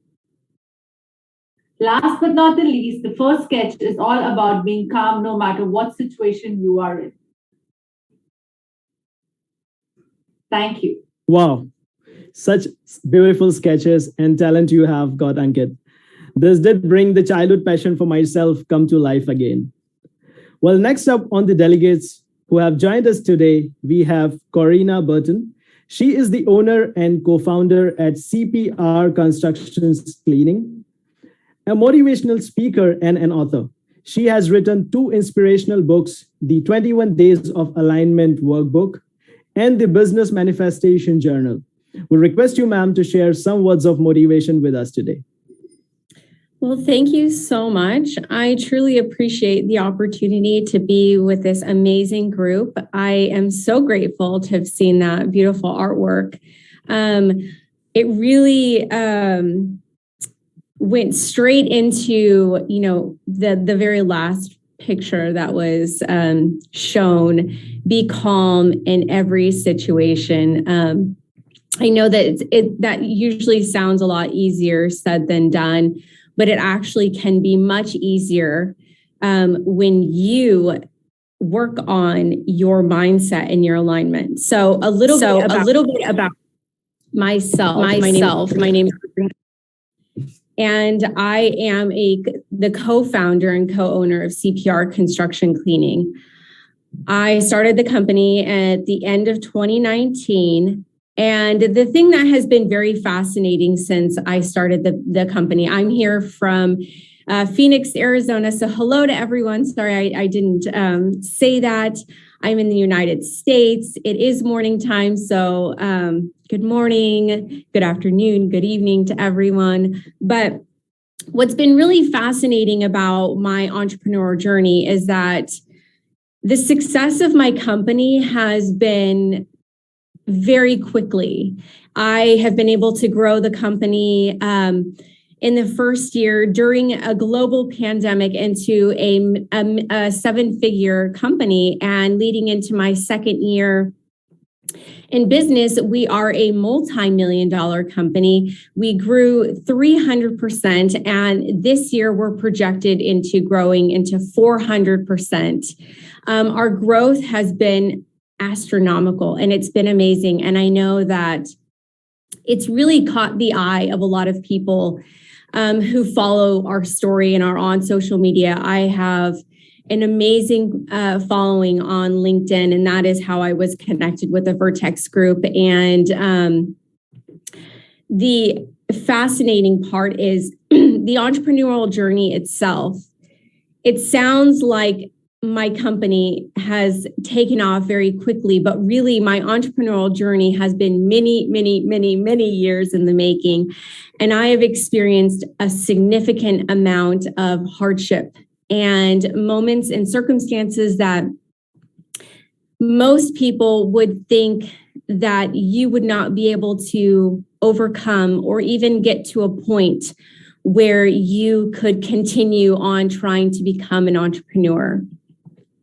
Several years ago, when I started into becoming an entrepreneur, my journey didn't start like many others. I was a stay-at-home mom for 10 years. I didn't have a college education. And when I became a single parent, I was a single parent at 28 years old with 3 children and little to no money. I think I had probably $500 in my savings account, but I decided that I needed to change my life and take my life back from being someone that I couldn't even recognize. And through that journey of having 3 daughters, being a single parent, I went out into the work world and started to educate myself and find the things that I was great at and the things that I loved, which was business development, marketing, and branding.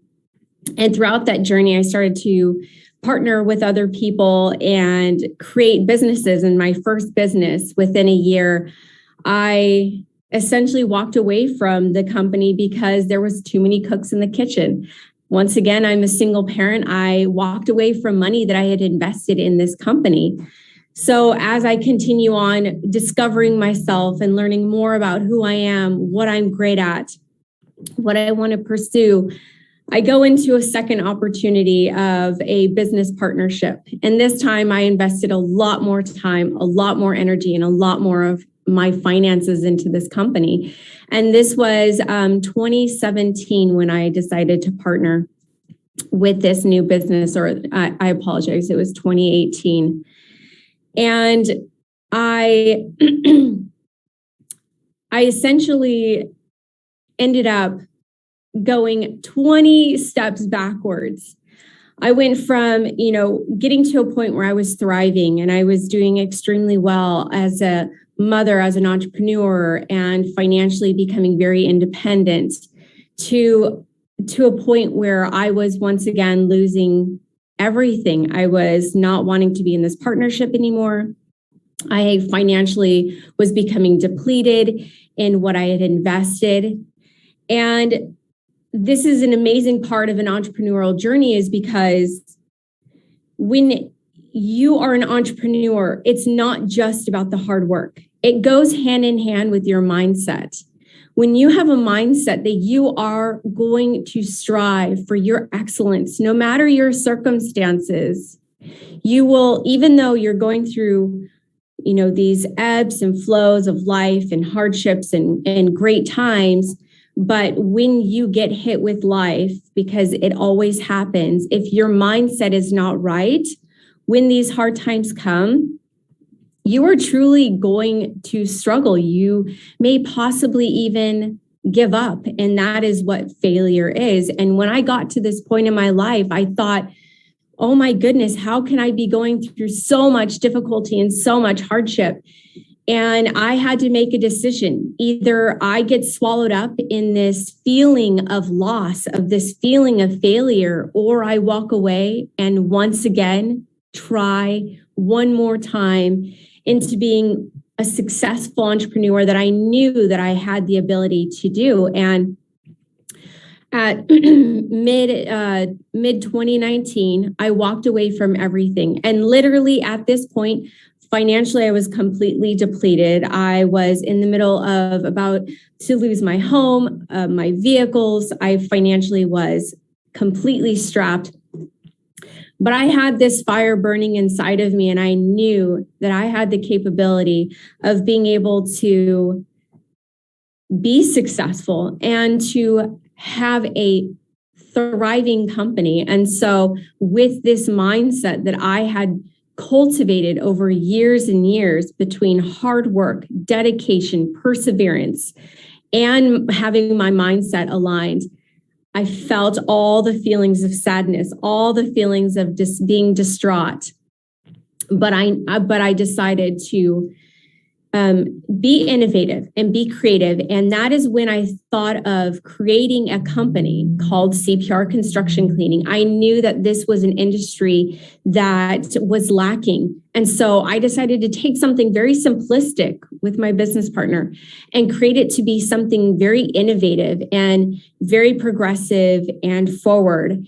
And that is literally from the moment that I walked away from this bad partnership, 2 months later, only 2 months, was I able then to create this other thriving company. And at the time, I didn't know that it was going to thrive, but I put every last bit of energy, every last dollar I had. We invested $2,500 US dollars into this company.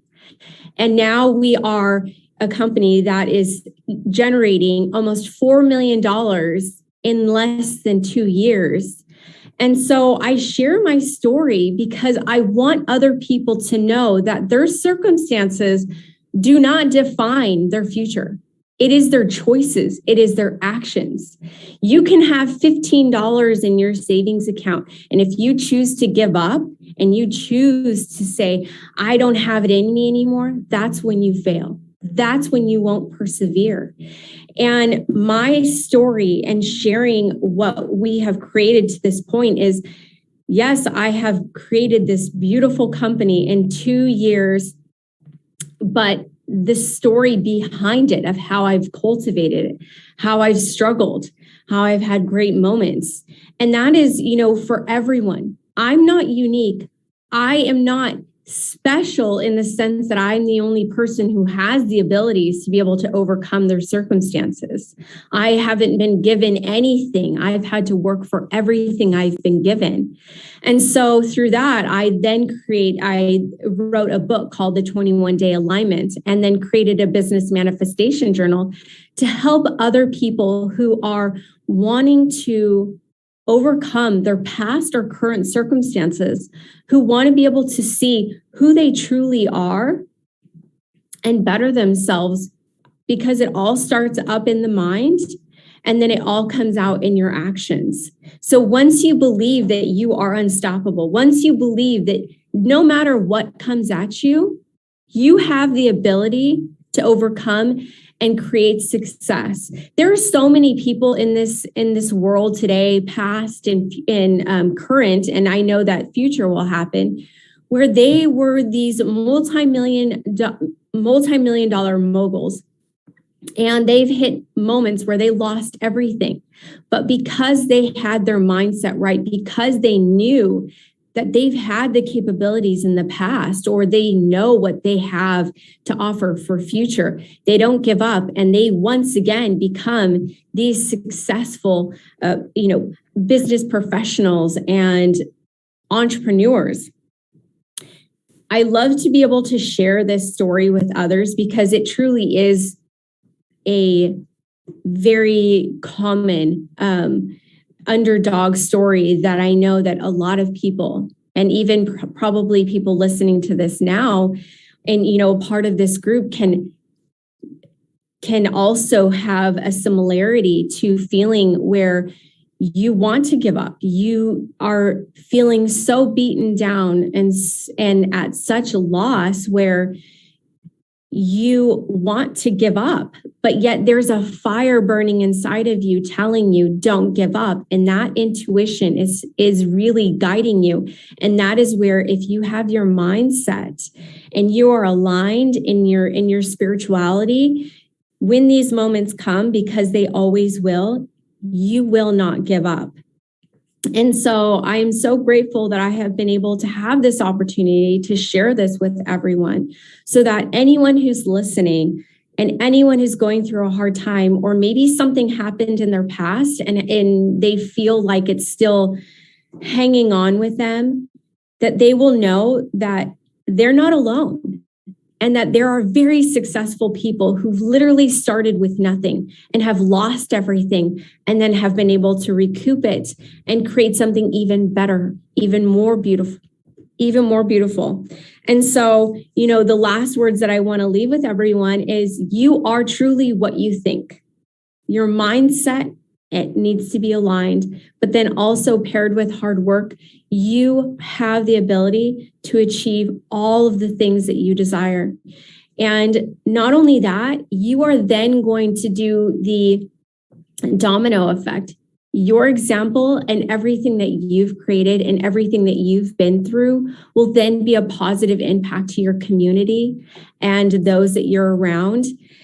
And so I want you to remember that your current circumstances do not define your future, your current or your past circumstances.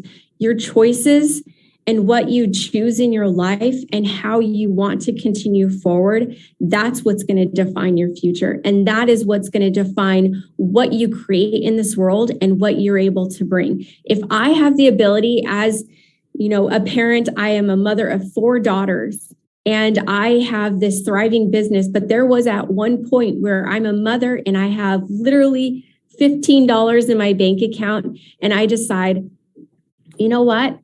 I'm going to invest everything I have into what I believe. And now I have a multi-7-figure business. If I have the ability to do this, then so do you. And thank you again so much. And I'm so grateful for everyone who has been extremely supportive of me. And I'm so grateful that I got to be a part of this today. Thank you so much. So there are actually 2 things to talk about. Yeah. Thank you so much to let us know about your journey, and when it comes to how the growth and progress should be when it comes to the profits and growth, you and your organizational ideas would be something to follow for sure. And the second thing, even after facing a setback, the way you started again and reached back to something unmatchable today is really inspirational. And how one should never give up on his or her dreams and aspirations is something to learn from you. Thank you so much for joining us today. Thank you. Let's move ahead. The next personality we have today is Wilton Lima, who is the Vice President of the Federation of Foreign Chambers of Commerce for the state of Roraima. He is an official Dubai FDI representative for Brazil and British Guyana. He also received the Top Quality Brazil 2019 Award for Amazon Gold, Excellence Award and Quality Brazil 2013. Mr. Lima is the official delegate for Brazil GCBL. He is the founding president for Brazil Congo Chamber of Commerce. We'd like to invite you, sir, to share your experience with us. Thank you.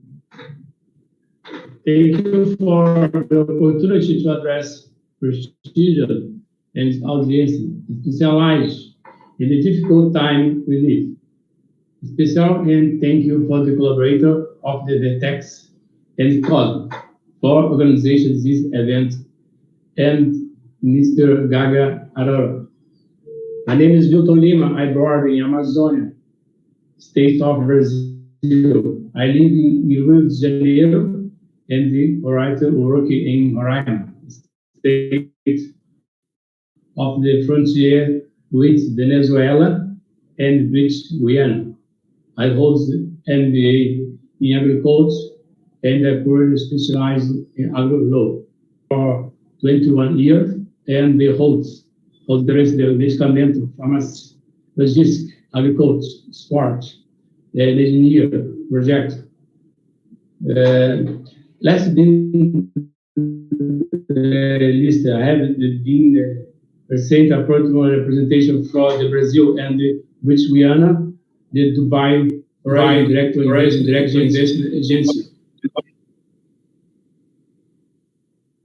I invite the board to meet me about exchange this idea of the justice. I think again, my friend Gaga Aurora and the company for the performance. We are not one also individual, but a first-class executive with green, inviting, innovative, either connect to people for the green reputation and knowledge, and the first environment for trade business at global level. With much success and very happy 2022. I also want to thank your team in collaboration, they are very kind, the food for holding this event. Finally, I will say, never give up in your dream. Dream is big and never think of the words impossible. They with determination and ethical behind the vision and life. You helped your words and your dress will connect contribution to success. Thank you and happy 2022. Thank you. Thank you. Thank you so much, Mr. for sharing these words of enlightenment with us.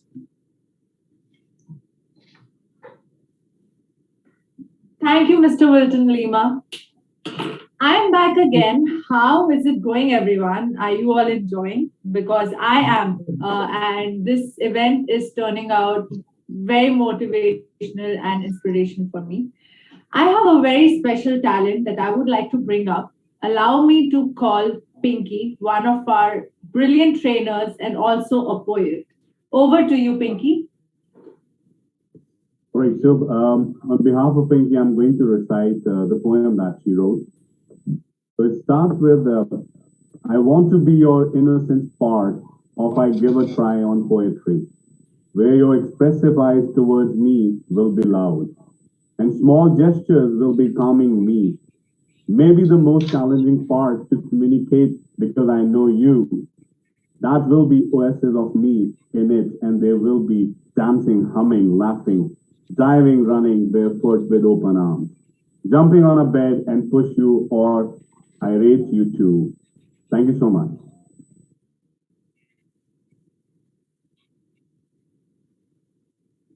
Thank you so much, Anush, for reciting that poem. Well, I always knew Pinky is an amazing trainer, but by hearing the depth and emotions of the lines she wrote, now I have to think again if she is a better trainer or a better poet. Let's move ahead. World always grows with the collaborations and partnerships. We can persevere out of any situation together. I'm honored to share the partnership between Vertex Next and Zenith Exhibitions. On that note, I would request Joseph Oru, the Managing Director, Zenith Exhibitions, who has delivered 4 editions of the Nigeria Manufacturing and Equipment Expo, 3 editions of the Nigeria Raw Material Expo, and 3 editions of the Multimodal West Africa Exhibition with Clarion Events.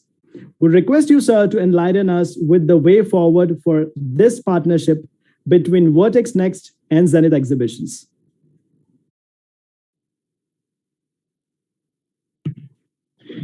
Well, good evening. If you are my time, those everyone on YouTube. Good morning if you are in America, and good afternoon if you are in other continents. First of all, I would want to say thank you to Kshitij and also Mr. Gagan for this invitation to speak at Elevate 2022. It's a privilege to be here and being the only African. It's an honor. So I'll just start. First of all, my name is Joseph Oro. I'm the managing director of Zenith Exhibitions, and we are a specialized event management company based here in Lagos, Nigeria. And it's straight to the point. Our aim and objective is to connect businesses globally. Africa possesses amazing opportunities, and as a company, we're here to harness those opportunities. Before being the managing director of Zenith Exhibitions, I work with Clown Events, like you rightly mentioned, and I delivered quite an amazing numbers of exhibitions at that international level. Kshitij used to be my competitor, and quite amazing how life takes a turn, and you realize that someone who is on the opposite side can actually be on the same side. So I'm really, really, really looking forward to this partnership. And one of the reasons why this partnership I think is going to work is the sheer confidence that I have with the Vertex Next group. We have similar background, similar interests, shared desire in wanting to grow and connect people. And I'm very confident that together we can only do amazing things. For us at Zenith Exhibitions, our core strength is the manufacturing sector. And we realize that Nigeria being the largest Black nation in the world, without manufacturing, it would be very difficult for industrialization to take effect or for the country to become a developed country or a first-class country for us to compete with the entire world. And so we have made our manufacturing show the bedrock of the organization, because we realize that we need to make our own product. We need to also compete at a global scale. And for me, it's not just about exhibition. My story started from 2016. Again, just like one of the speakers said, I have always been an entrepreneur from a very, very long time. But I needed to get all the skill sets. And so I started working. And while I was working, I did not work as someone who was there for the salary or for getting paid. I ensured that me working for an organization is to help the organization to achieve their goal. And so one of the things I will be sharing is how the team at Vertex Next can actually, come together and make this group a global name and become a name that will be respected around the world. Mr. Gagan has done an amazing job in growing this, starting from his garage. I think we also share some similar history. I started from a dining room, 2019, and we started after I hit a roadblock where I was confused. I woke up the next day, I didn't know what to do. I was laid off from a job. Everything turned upside down. I looked left and right. I didn't know what to do until I told myself there was a sheer will that I had. There was a desire to become someone who can connect people. There was this fire burning in me. And I called two of my friends, two of my former colleagues, and I said, I have a dream, I have a vision, and run with me. Ladies and gentlemen, I can tell you that those two colleagues are still running with me. And we have been able to launch our flagship exhibition in 2021 after the pandemic. And it was a massive success. And so when I spoke with Kshitij about a possible partnership, immediately within my spirit, I knew it was the partnership that we should connect. We've gotten other partnership in the past, but when we spoke, it was a partnership based on value. You could see that this group is also concerned about the growth of Zenith Exhibition, while Zenith Exhibition is also concerned about the group expansion into the African continent, particularly the largest market in the whole of Africa.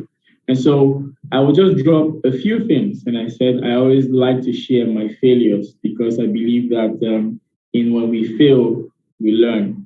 And in 2017, I basically started the exhibition business around 2016. And I started as a volunteer staff. Wasn't on salary.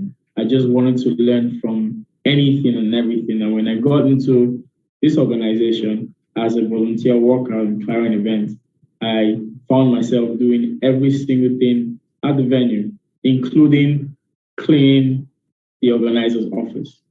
And when I became a staff, I also find myself, learning from every single staff, found myself in every single meeting because I understood the processes that I basically want to achieve. And in 2019, when we had some misunderstanding with the company and they left, we also had an election year in Nigeria that a lot of companies had to backtrack because they were afraid of the insecurity or the instability that may happen after the election. We birthed Zenith Exhibition, and since then we have launched the manufacturing show in partnership with Vertex. We have the Power and Water Show and IoT West Africa. We are also in conversation and discussions doing some in the aviation industry. And I believe with this partnership and collaboration, there will be many more events. So in my parting word, what I want to say to the entire Vertex Next team is to say this: together, a lot can be achieved.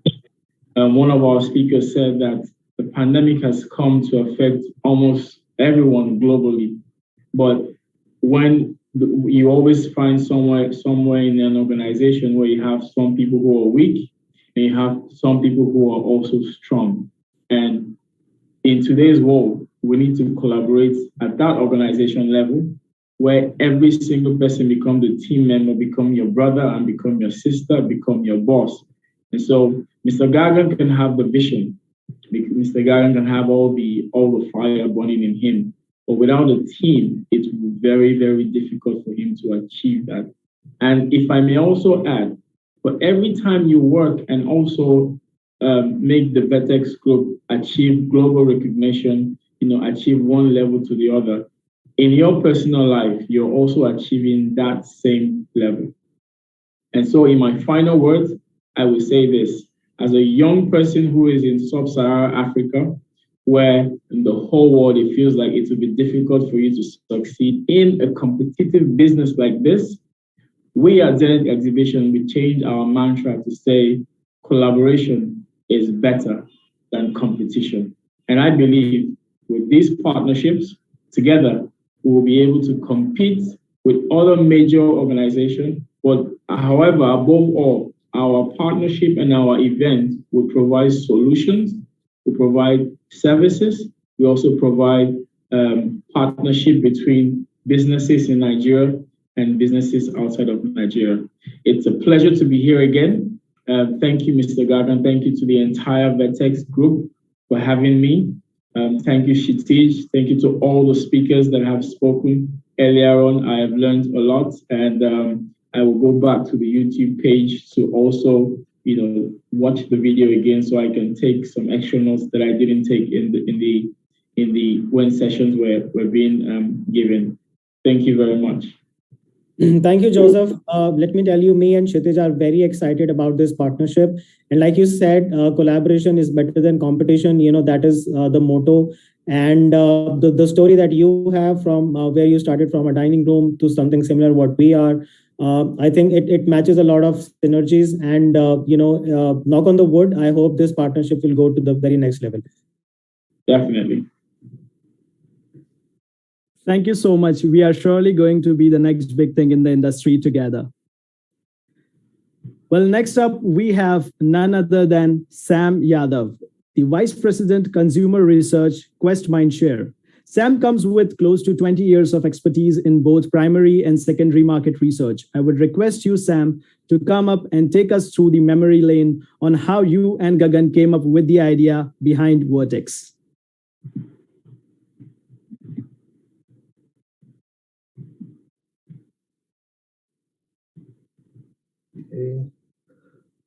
Thank you, Ravindra, for such a nice introduction. I see a lot of new faces this year. So first of all, I begin with wishing you all a happy new year. And I wish and I hope that this 2020 will be the last one for this pandemic. It's enough of it. Everyone have faith. Anyway, my name is Sam, and I'm associated with Quest Mindshare. We are into market research industry with presence in US, Canada, and India. And as Gagan has mentioned, in Vegas, when he shared the idea of Vertex with me, I can still feel how passionate he was, and I can still recall the kind of energy in his voice, that this is what he's planning and this is what he's thinking to do, and that's the future. It's people, like before even this pandemic started, he kind of predicted it. And as Sanjay sir also mentioned, it's no longer a work from home kind of a thing. It's more about a true globalization wherein team members can be sitting anywhere and supporting remotely their team members. So thank you so much, Gagan, for sharing that idea with me. I would say 5-6 years back. And today, where Vertex is, it's an achievement in itself. And not only you have done great things for Vertex, you have also helped clients like us to grow more. So I'll give you a background. I think 5-6 years back, when we were thinking of starting our operations in India, Vertex was the first company that came to our mind. The whole point behind that was the kind of integrity and trust Vertex shares with us. I approached Gagan and I shared with him that we're gonna start with limited number of project manager. It was not 1,000 people kind of onboarding. It was a limited number of headcounts. Still, Gagan, Vikas, and Rahul accommodated in the best possible way. They catered us like a blue chip company and helped us enter India market. And it happened so quickly that we had a word, I think,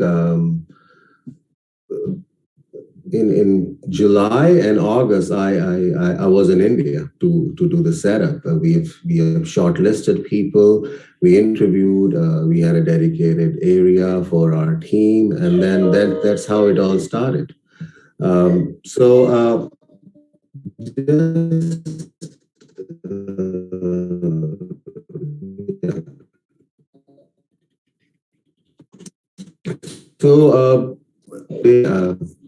Quest Mindshare is among top providers of online market research, sample-only project. And a lot of credit of this goes to our IOPS team, which is our India operation, managed by Vertex. And we are flourishing year after year. And in this last 2 years of pandemic, it was kind of turning point for a lot of companies in different line of businesses. But during this period itself, we have received extra support from Vertex. When we thought to move to work from home, the transition was so swift because Vertex proactively did they ran the sprint to check the technical feasibility. Everything was in place and transition was so smooth. There was no downtime. We have noticed. And the work is growing. And during this pandemic itself, we have hired more than 50% of our resources. So which is again an accomplishment in itself. So at the end, I like to take this forum as an opportunity to thank Vertex and our India operations team for their continuous support. And I'm looking forward to work with them for many more years and wish them all the growth. Thank you so much. Thanks, Gagan. Thanks, Vertex. Thank you, Sam. You've been absolutely amazing ever since we know each other. Thank you. Thank you so much, Sam, for sharing the growth and strength we carry together. We request you to take this event further with the awards and recognitions part. Over to you, Sam. Oh, thank you. Thank you, Ravindra. Yeah, this is the second batch of the rewards and recognition. So just a second.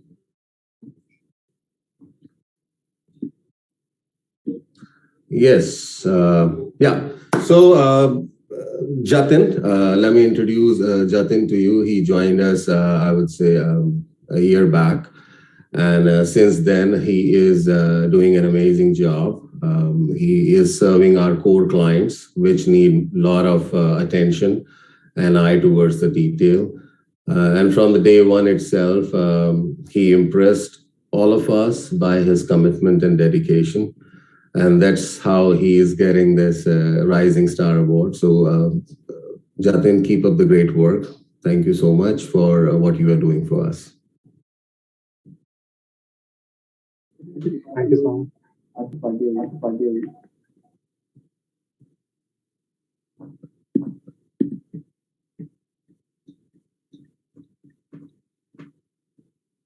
So next, please. So next. Thanks, Avinda. Okay, Anurag.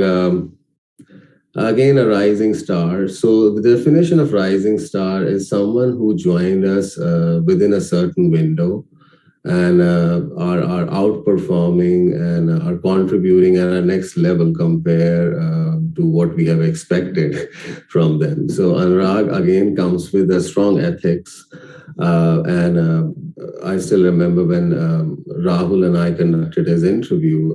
From day one itself, we had no doubt that he will be one of the most dedicated person that we will be hiring because he was so transparent and so eager to learn and join us that like we didn't even thought twice about it. We just rolled out the offer right away, and now he's here receiving this award. So Anurag, you are doing a great job. Thank you so much for all the efforts that you're putting.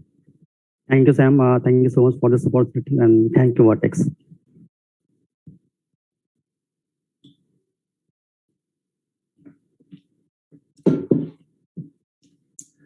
Rishabh, so congratulations on starting a new phase of your life.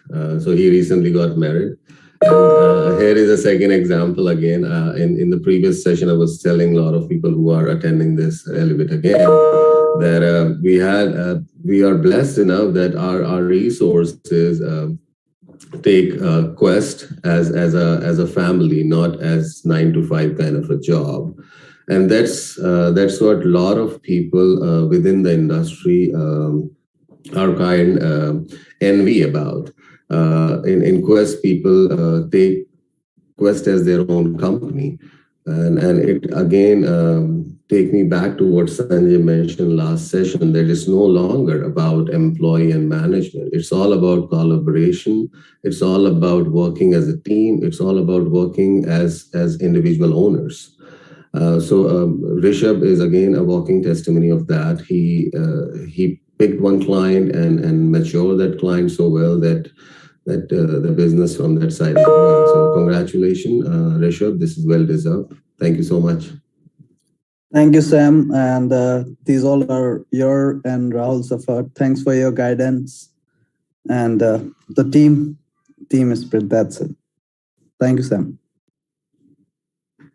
Thank you.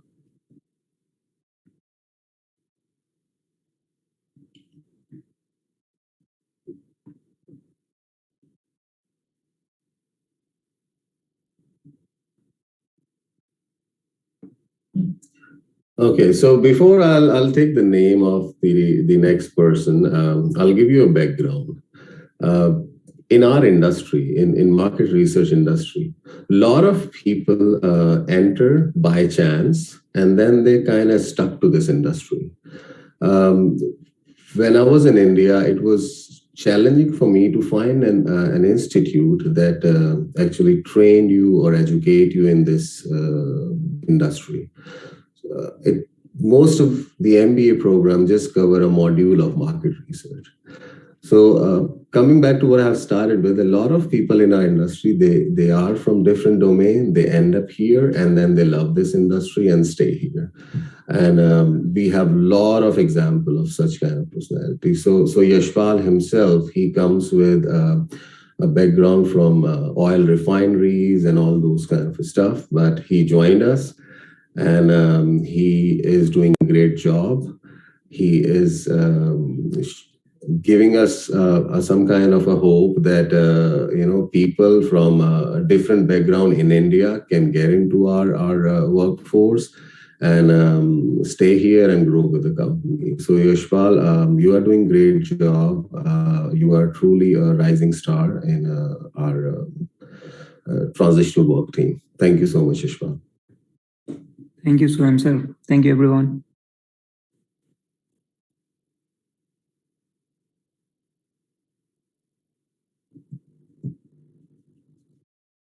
Yeah, again, the same example.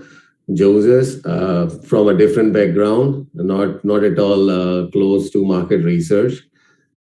He also joined us recently as a sampling executive, which is, I would say, an entry-level kind of designation. But he is doing great work, and I see great potential in him. And on this podium, I think that the way he's going, he will be ready for the next level pretty soon. So keep up the great work, Jones. Thank you, Sam. Thank you for your kind encouragement. I would like to thank my team and everyone for their cooperation and guidance. Thank you.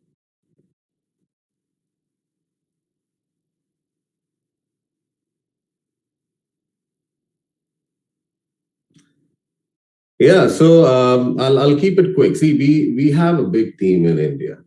And when Gagan asked me that Sam put a cap of 10 people, we need to award 10 people, 10 project managers to be precise, then it was too challenging for me. So I've requested Gagan, then can we add more rewards and recognition? Because entire team is doing great work. Management is just here to support. I get my hand dirty with these guys on a daily basis, get into project level because this is my passion. I enjoy doing project management. I enjoy doing research. Thank you for allowing me to recognize people. All right. So Nitish, he is favorite of a lot of our salespeople because he is a go-getter, always try to stay on top of his project. It doesn't matter if it is weekdays or weekend. Try to be available for most of the team member. And his mentor, Shreya, she got a similar award in the previous session. And now here he is, Nitish. Keep up the good work, Nitish. Thank you, sir. Thank you so much. Ravindra, can we have the next one, please?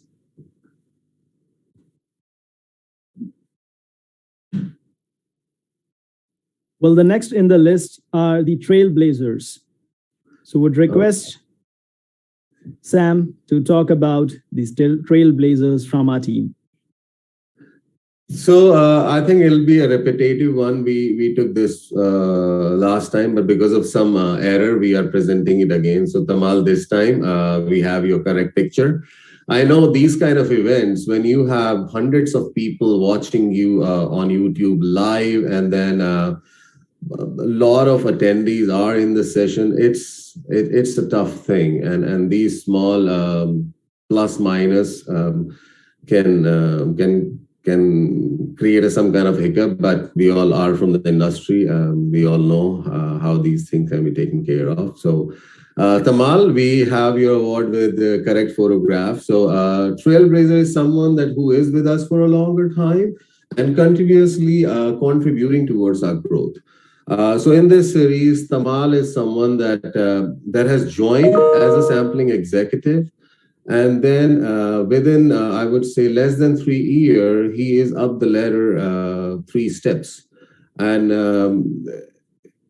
he is actually showing interest in learning new things, how he can move up next level.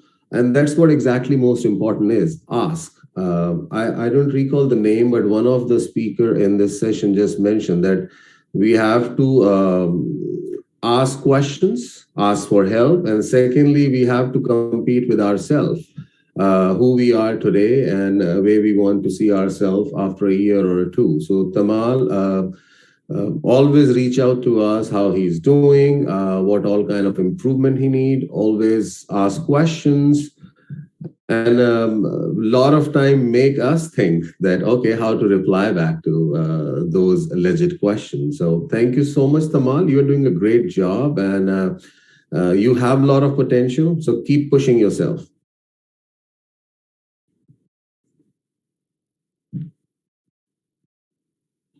Navdeep.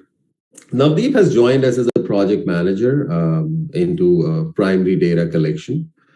And with his previous experience, he voluntarily stepped up, and currently he's helping us not only in project management, but also in training. So we hire a lot of people, and training is an essential part. Because in our industry, each project manager is interacting directly with our clients. They are our face value. So we cannot take chance in cutting corners in training. So Navdeep, what you are doing an amazing job, and we all have seen the kind of improvement in the new batches. Keep up the good work. Thank you so much, Navdeep.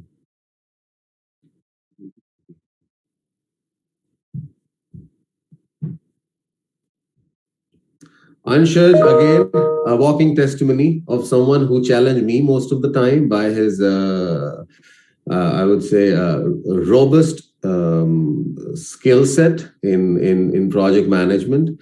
Not only educate me, but also help a lot of team members, help a couple of our clients in their feasibility and their day-to-day questions. And I have, I would say, a great hope from Anshaj. He is a strong contender in every domain of our industry. So keep up the good work, Anshaj. Thank you for your kind words, sir. Thank you all. Thank you so much, Sam, for honoring our trailblazers and rising stars. It's really amazing how dedicated our team has been towards goals and achieving them without any restrictions. Thank you so much. Amazing. Without the team, it's not possible, Ravindra. People who are on this session, they all have started at certain level. And we all, I think we all try to do things that we wished from our seniors. And that is the whole point. Industries in India, and not only in India, overall, we are seeing new entrepreneurs. We are seeing dedicated team members. We are seeing some kind of volunteer CRS activities. So generation, we are fortunate enough that we are in a time wherein sharing good stuff is not that difficult. Like 50 people are on this call currently, and more than 500 or 400 people are watching us live on YouTube. So a lot of things that we are doing and sharing, I wish that other companies will see it and start promoting within their organization. So once again, thank you so much for giving me this podium to talk about myself and reward my team members. Reward and recognition are very important for all the individuals. So thank you so much, and have a wonderful year ahead, everyone. Thank you so much, Sam. I really second your thought when it comes to growing. We always grow with a team and as a team. Thank you so much, Sam. So everyone, who all liked to be photographed? Especially all the girls, I have someone for you. We have our very own and very talented photographer, Renius Paul, presenting some of his work. Hello everyone, I'm Renius Paul from Vertex, India, and I'm currently working as a journalist over here. So I started doing my photography for like 10 years back, and these are some of my sample works over here.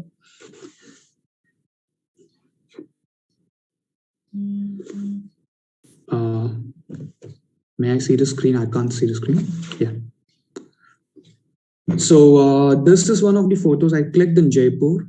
Like the photos that I shared over here is mostly from Rajasthan, because Rajasthan is one of the states which is closest to my heart, because I lived there for 10 years. So this is in Jaipur. I saw this family sitting in the cold winter evening outside and feeling the warmth of the hot fire over there. And all I can see is, even though they are sitting outside, they just have a smiling face. That's what made me catch this moment on my camera. And again, this is again photos of Rajasthan from different location. And the first photograph of the monk is from Pushkar, Ajmer. So I always am enthusiastic to see anyone who is a monk or someone, because they dedicate their life for some global mission, I can say. Like just like saving people, they also have their own life. So over here, this monk was like offering his prayers, and suddenly when I was about to click his photo, he just turned towards me. And that moment was so perfect that I was able to click that photo. And the second photo is a beautiful city of Jaipur. As most people know, Jaipur is the pink city of India. But I feel it should be known as a blue city of India, because more than pink, I feel Jaipur is blue. And the third one is from Jodhpur. And I personally, as a musician and a photographer, I feel whenever someone is performing a music art, it's the best thing ever to view it. And this gentleman over here, he is a street artist. Especially, he has his own instrument. This is a folk instrument in Jodhpur and Rajasthan area. So he is performing his art over there and performing all the songs that whoever is asking for like without any practice. So that's one of the huge art I liked about him. So this is some of my works over here. And I'm mostly a landscape and a portrait photographer. Yeah. Wow, Rhinus. I must say, photographers do have a different vision to look at things. Those were some amazing pictures, and I can understand how difficult it is to find those angles and exposures to click the perfect movements around. So thank you so much for sharing your work with us. Thank you. Thank you. Okay, so let's move ahead. We heard from Mr. Joseph Oru how the partnership will move ahead between Zenith Exhibitions and Vertex Next. Would like to call upon Kshitij Taneja, the Managing Director, Vertex Next, who would enlighten us with the insights on the two biggest events which Vertex Next is organizing. The first, IoT West Africa 2022, The Future is Connected. And the second, the Power and Water Nigeria 2022, Connecting the Nigerian Utilities Industry Conference and Exhibitions. I would like you all to mark the dates. It would be starting from 21st of June to 23rd of June 2022, with the location Landmark Center, Lagos. Over to you, Kshitij. Hi, a very warm good evening from Dubai and Vertex Middle East. And thank you, Ravindra, for the introduction. I hope we have gathered few visitors through this introduction already. And I would also like to thank Joseph on this note for stealing half of my notes, what I had jotted for this event. clearly a clear sign of what it portrays in terms of our vision together, what we have through this partnership. Still, I mean, moving ahead, I would like to introduce Vertex Next and why Vertex Next and how this was created. So Vertex Next core business operation is delivering B2B events and subject matter expert-driven conferences. The aim of Vertex Next is to bridge the gap between buyers and the manufacturers by providing meaningful partnerships and an unmissable platform for our exhibitors through different sectors. And we are still exploring and undiscovering different sectors, though we take pride and our forte lies in technology and the utility side. Just a brief introduction about the industry. Globally, there are approximately 32,000 exhibitions that happen every year, which features about 4.5 million exhibiting companies, and it attracts over 303 million visitors. What it means to the industry in terms of revenue is that exhibitors and visitors combined spend around $137,000 billion every year on exhibitions. This makes exhibition and the event industry a very significant global player. As part of our vision at Vertex Next, we see ourselves being a major player of this industry through our growth and expansion in different geo regions. Vertex Next came into existence in 2021 after our immense research over topics, over themes, and everything that we could undiscover, and found itself passionate leaders and stakeholders. And despite the COVID blow, we still remain very bullish towards delivering our projects. We have launched and kickstarted 2 events in Nigeria and partnered with Zenith Exhibitions. And my colleague Joseph already briefed you about our partnership. And this is to secure a more local presence and support that we can drive through this and make it more of an international event. The 2 events are IoT West Africa, which is part of our IoT World Series, and it would be followed with our event in Malta, IoT Mediterranean. The other event is Power and Water Nigeria, our first event in the energy and the utilities sector. It will be followed by Charge Middle East, which is a show on energy saving, energy management, and on battery technology. And after that, we will be following it up with Power and Water Expo Eurasia. We are also undiscovering several opportunities within the education and, as touched by Joseph, in the aviation sector in the coming 8 to 12 months, and also unfolding the B2C sector. Quite interestingly, we are also developing the vertical arm of Vertex Next, which is Vertex Learning. And we have already partnered with accredited associations such as the American Academy of Financial Management and the American Academy of Project Management to deliver superior mixed learning and training to enhance individual career growth. Through these platforms, our ultimate aim of Vertex Learning is not just delivering incremental, but also transformational results. Thank you so much. Back to you, Ravinder.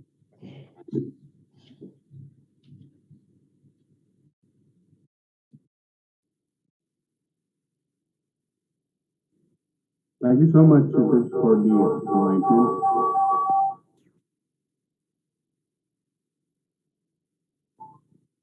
On this, we will move ahead, and I will request Rita Bhandari, who is our Senior Vice President, Business Solutions for V2.0. Thank you, Anush. And I think congratulations, everyone, for Vertex completing the 5 years. People who do not know me, I've recently joined Vertex and overall has 20 years of experience with most of the time spent in this industry. Donned different hats and I think worked in almost different departments for operations and support functions who closely work with operations, like most of us here. In the last 5 years, Vertex, I think, has completed all the milestones, the targets, and we see the same zeal and passion in the team to continue the journey and wish, or in fact, achieve or overachieve the goals this year also. So I just wish all the best to the entire team. And from our side, our endeavor is to bring the new age solutions for our clients and partners, which are better, economical, and more viable for us, our customers, and our clients, and make it a win-win-win proposition for all of us. Thank you. Thank you, Rita. Well, last but not the least, he is one of the most prominent leaders into outsourcing world since more than a decade now, who equality inspired with his amazing work ethic and adventurous travel and exhibition lifestyle. Well, which is a personality always get inspired to follow. None other than Mr. Harish Nayak, who is the Senior VP Strategic Partnership Vertex Cosmos. Will request you, Harish, to let me loosen my responsibility over to you and share some insight on our motion upward and when taking this even further from there. Thanks, Victoria. Good day, everyone. Good morning, good afternoon, good evening from Vertex, India. It was a great experience to actually hear all the keynote speakers, and I'm sure we have a lot of takeaways from the supercharged thoughts that we've heard. I really liked the ideas, the thoughts, the energy, the passion that was shared by all the keynote speakers. Well, just a quick introduction. My name is Harish Nayak, and I'm also called as Harry. I'm currently associated with Vertex as a Senior Vice President, Strategic Partnerships. I've been part of this ITS space for about 2 decades now and have donned different hats, similar journey like Rita. I started out on the phones, then was in operations to client services to talent acquisition. And now I'm currently using the exposure that I've had to contribute to the growth of Vertex as a part of the strategy team. In the past, I've been very closely following the Vertex group since last few years. It's so remarkable to see how it started from 2 people and now we're like 1,000+ employees on board already. The term unstoppable fits perfectly, to say the least, into the accelerated growth and expansion that the Vertex group has seen, which inspired me to be a part of this great team and contribute to the same. Just like Gagan mentioned, our vision for 2022 is to reach the employee strength of 4,000 from 1,000, where we are right now, and mark our presence in many more countries by providing unmatched solutions to our clients. Well, having said that, I think we will now move on to the happening session, which is the R&R for our team members. So we'll start with the Rising Star. As we all know, Rising Star, our team members who've done great in the recent past have joined us just about 3 to 6 months ago. I'd like to start with Amit Solanki. Amit Solanki is a thorough ops professional, and he has helped set up one of our clients from cradle, from everything, right from operations to training to WFM. He is the sole person who's kickstarted. The client is extremely happy. Thank you, Amit, for all that you do.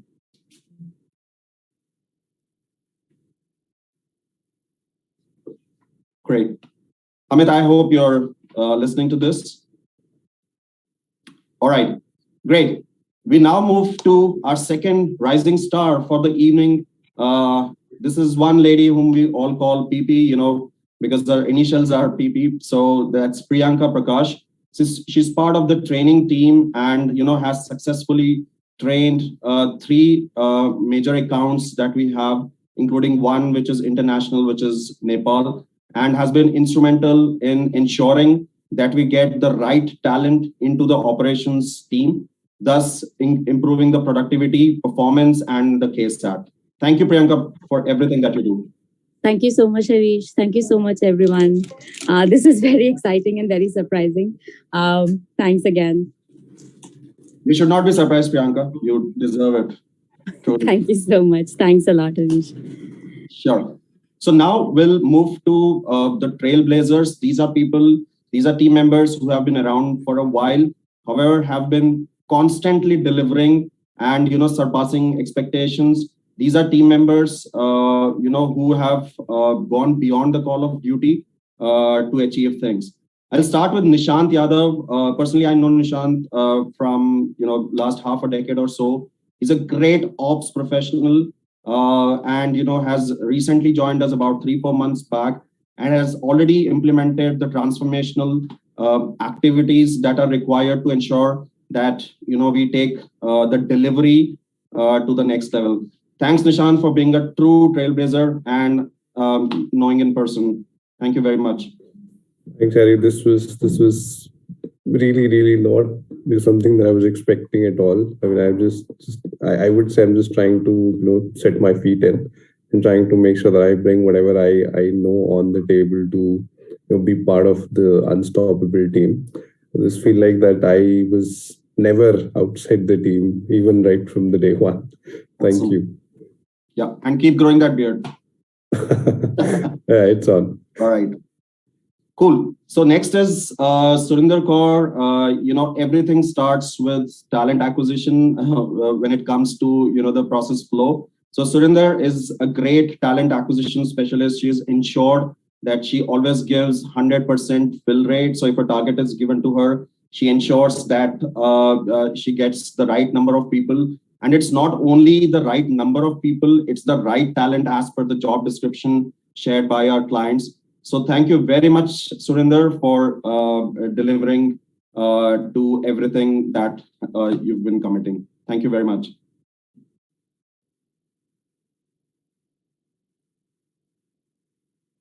All right. So next is Vijay. Vijay manages the admin team.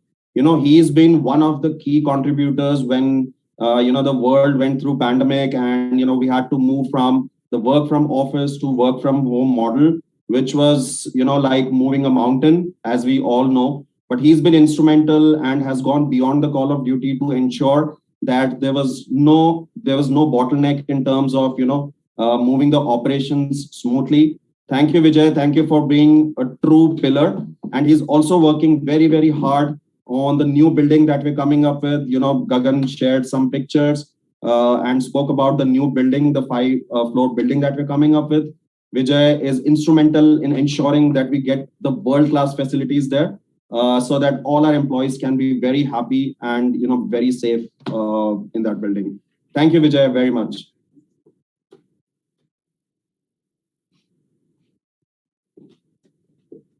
Next, we have Pravesh Meena. Pravesh Meena is from the WFM team. WFM means Workforce Management.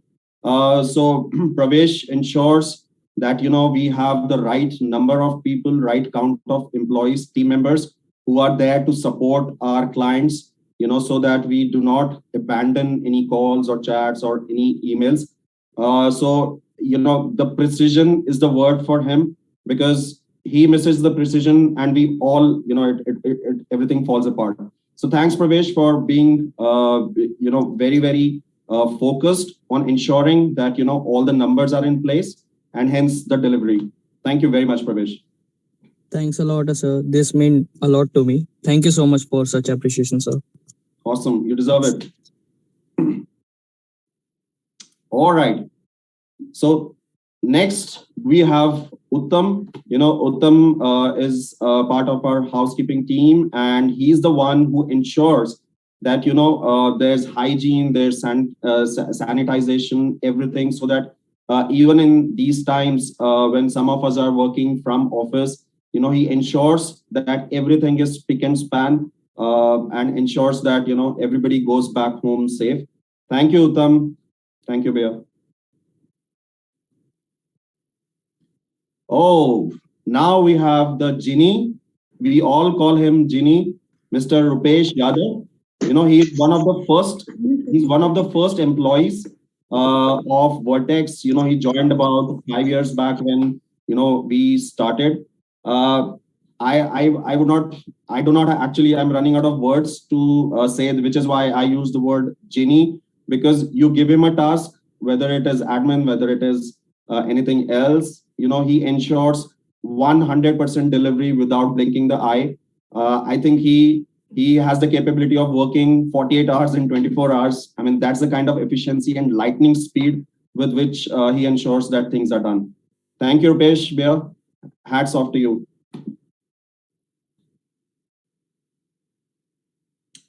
All right. Thank you. So now for the last section, so we like to say, you know, you save the best for the last. While the entire event has been really nice, but yeah, this is where, you know, some of us are going to get promoted. Unfortunately, I'm not a part of that when I say us, but yeah, let's go ahead with the promotions. All right. The first one is our host, which is Ravinder Rathod. He has been promoted as Assistant Manager, Talent Acquisition. Congratulations, Ravinder. Wow. Well, thank you so much. This is something I don't know if it's a dream, but yeah, I think we've been sitting here since past 2-3 hours, so maybe it's a reality. Thank you so much. It would have been never possible without the support from my leaders. Especially, I really want to thank Sachin, who has been there from day one with me and has supported me on each and every single step when it comes to working, when it comes to learning. I don't know, but I haven't seen someone with so down to earth attitude when it comes to making someone understand from the very grassroots level. So I would really want to thank Sachin. I would really want to thank Harry, Gagan, and all the team support, because without the operations, without the employee care team, without the HR team, we have amazing people working with us there. We would not be able to move ahead. So yeah, thank you so much, everyone, and really amazing. Thank you so much. Congratulations, Ravinder. I know you are a little overwhelmed and hence, you're fumbling a bit, but this is well deserved. And whatever you spoke about, Sachin, I think I multiplied by 100 and I echo it completely. So well deserved promotion. And, great job, Sachin, in shaping up such Thank a you so much. Thank you so much, Gagan. Yeah. Thanks, congratulations, Ravinder, once again. You rightly deserved it, and all the best. Good job, Ravinder. Yeah. What do you, Harry? Thank you. Thank you, Harry. All right. Next, we have our Ginny again. I would say Ginny Simran Kaur. She has been promoted as Manager Marketing. Congratulations, Simran Kaur. She's the one who makes sure that we look good on social media. Everything end-to-end is available round the clock. When it comes to delivery, she doesn't leave any stone unturned. And I am not at all surprised. I'm not sure if she is too. But yeah, Simran, congratulations for moving to the next level. Thank you, Harry. I just can't, I don't know how to explain. I'm like super happy and proud. Thank you so much, Gagan sir. I don't have words to explain it, but thank you so much. Thank you, Simran, for doing such a great job. Thank you so much. Yeah. Well deserved. Thank you, Simran. All right. Next, we have Parnita Singh. She has been promoted as Senior Key Account Manager. She's been instrumental in the growth of Vertex, and Parnita, you truly deserve every bit of it. If you're listening to this, congratulations and hats off. Thank you so much, Harry, and thank you to the amazing hosts. You guys have done really well. I would like to thank Gagan sir for always supporting me. Sir, your guidance have actually been very instrumental in helping me achieve the goals that I created for myself. So thank you again. Thank you, Parnita. You're a classic example of how, I was talking about hustle some time back. So thank you so much for showcasing hustle to all of us in the team. Thank you and congratulations. Thank you, sir. All right. Next is Rachna Sharma. She's been promoted as GM for Business Excellence. I've had the opportunity to work with Rachna since last few months, and the kind of delivery she brings on the table is immense. Her eye for detail. I think if I were to say one trait which she has, which cuts the ice, is her eye for detail. She just doesn't miss anything when it comes to making things with perfection.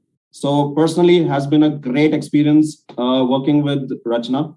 Thank you, Rachna. Truly well deserved. Rachna, she's currently under the COVID thing, so I'm not sure if you're there, but if you're listening to this, truly well deserved, Rachna. Thank you so much, Hari.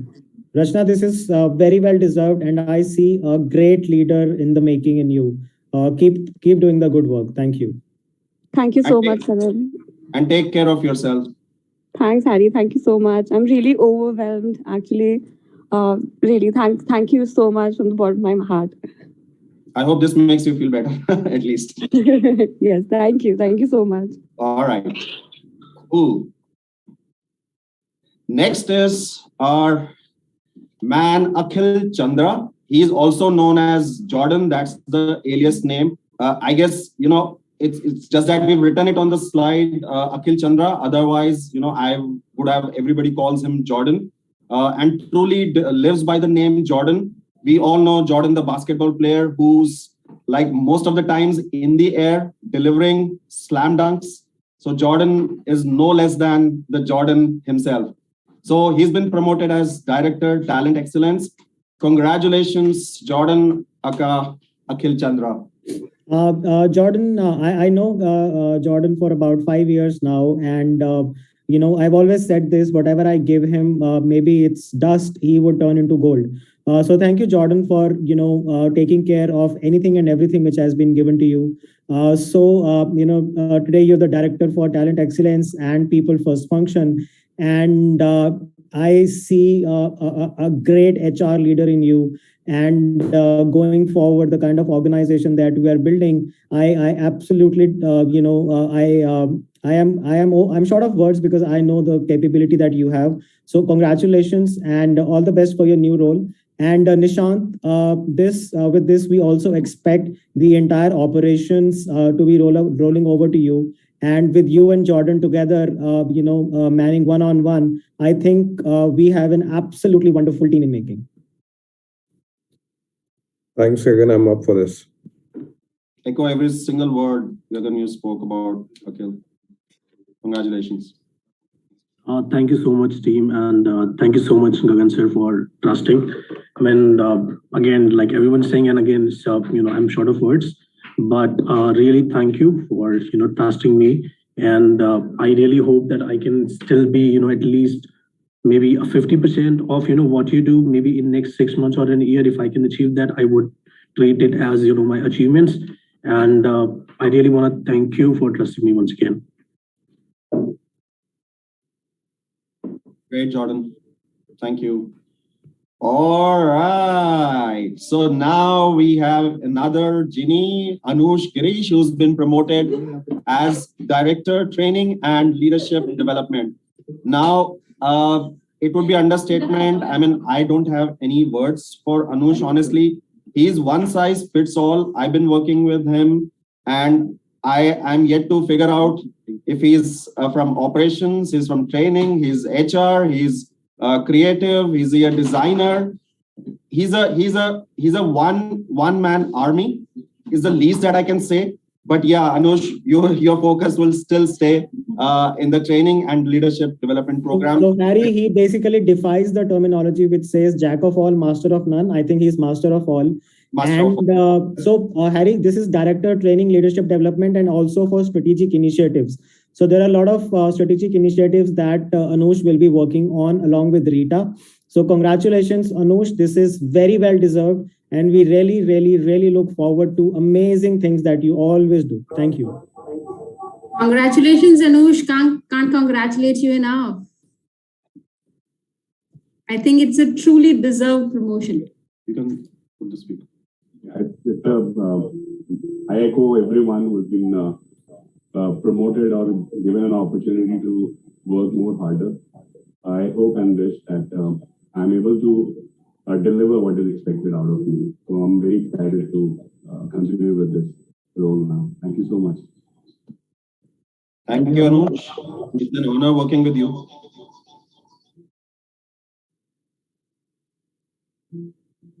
All right.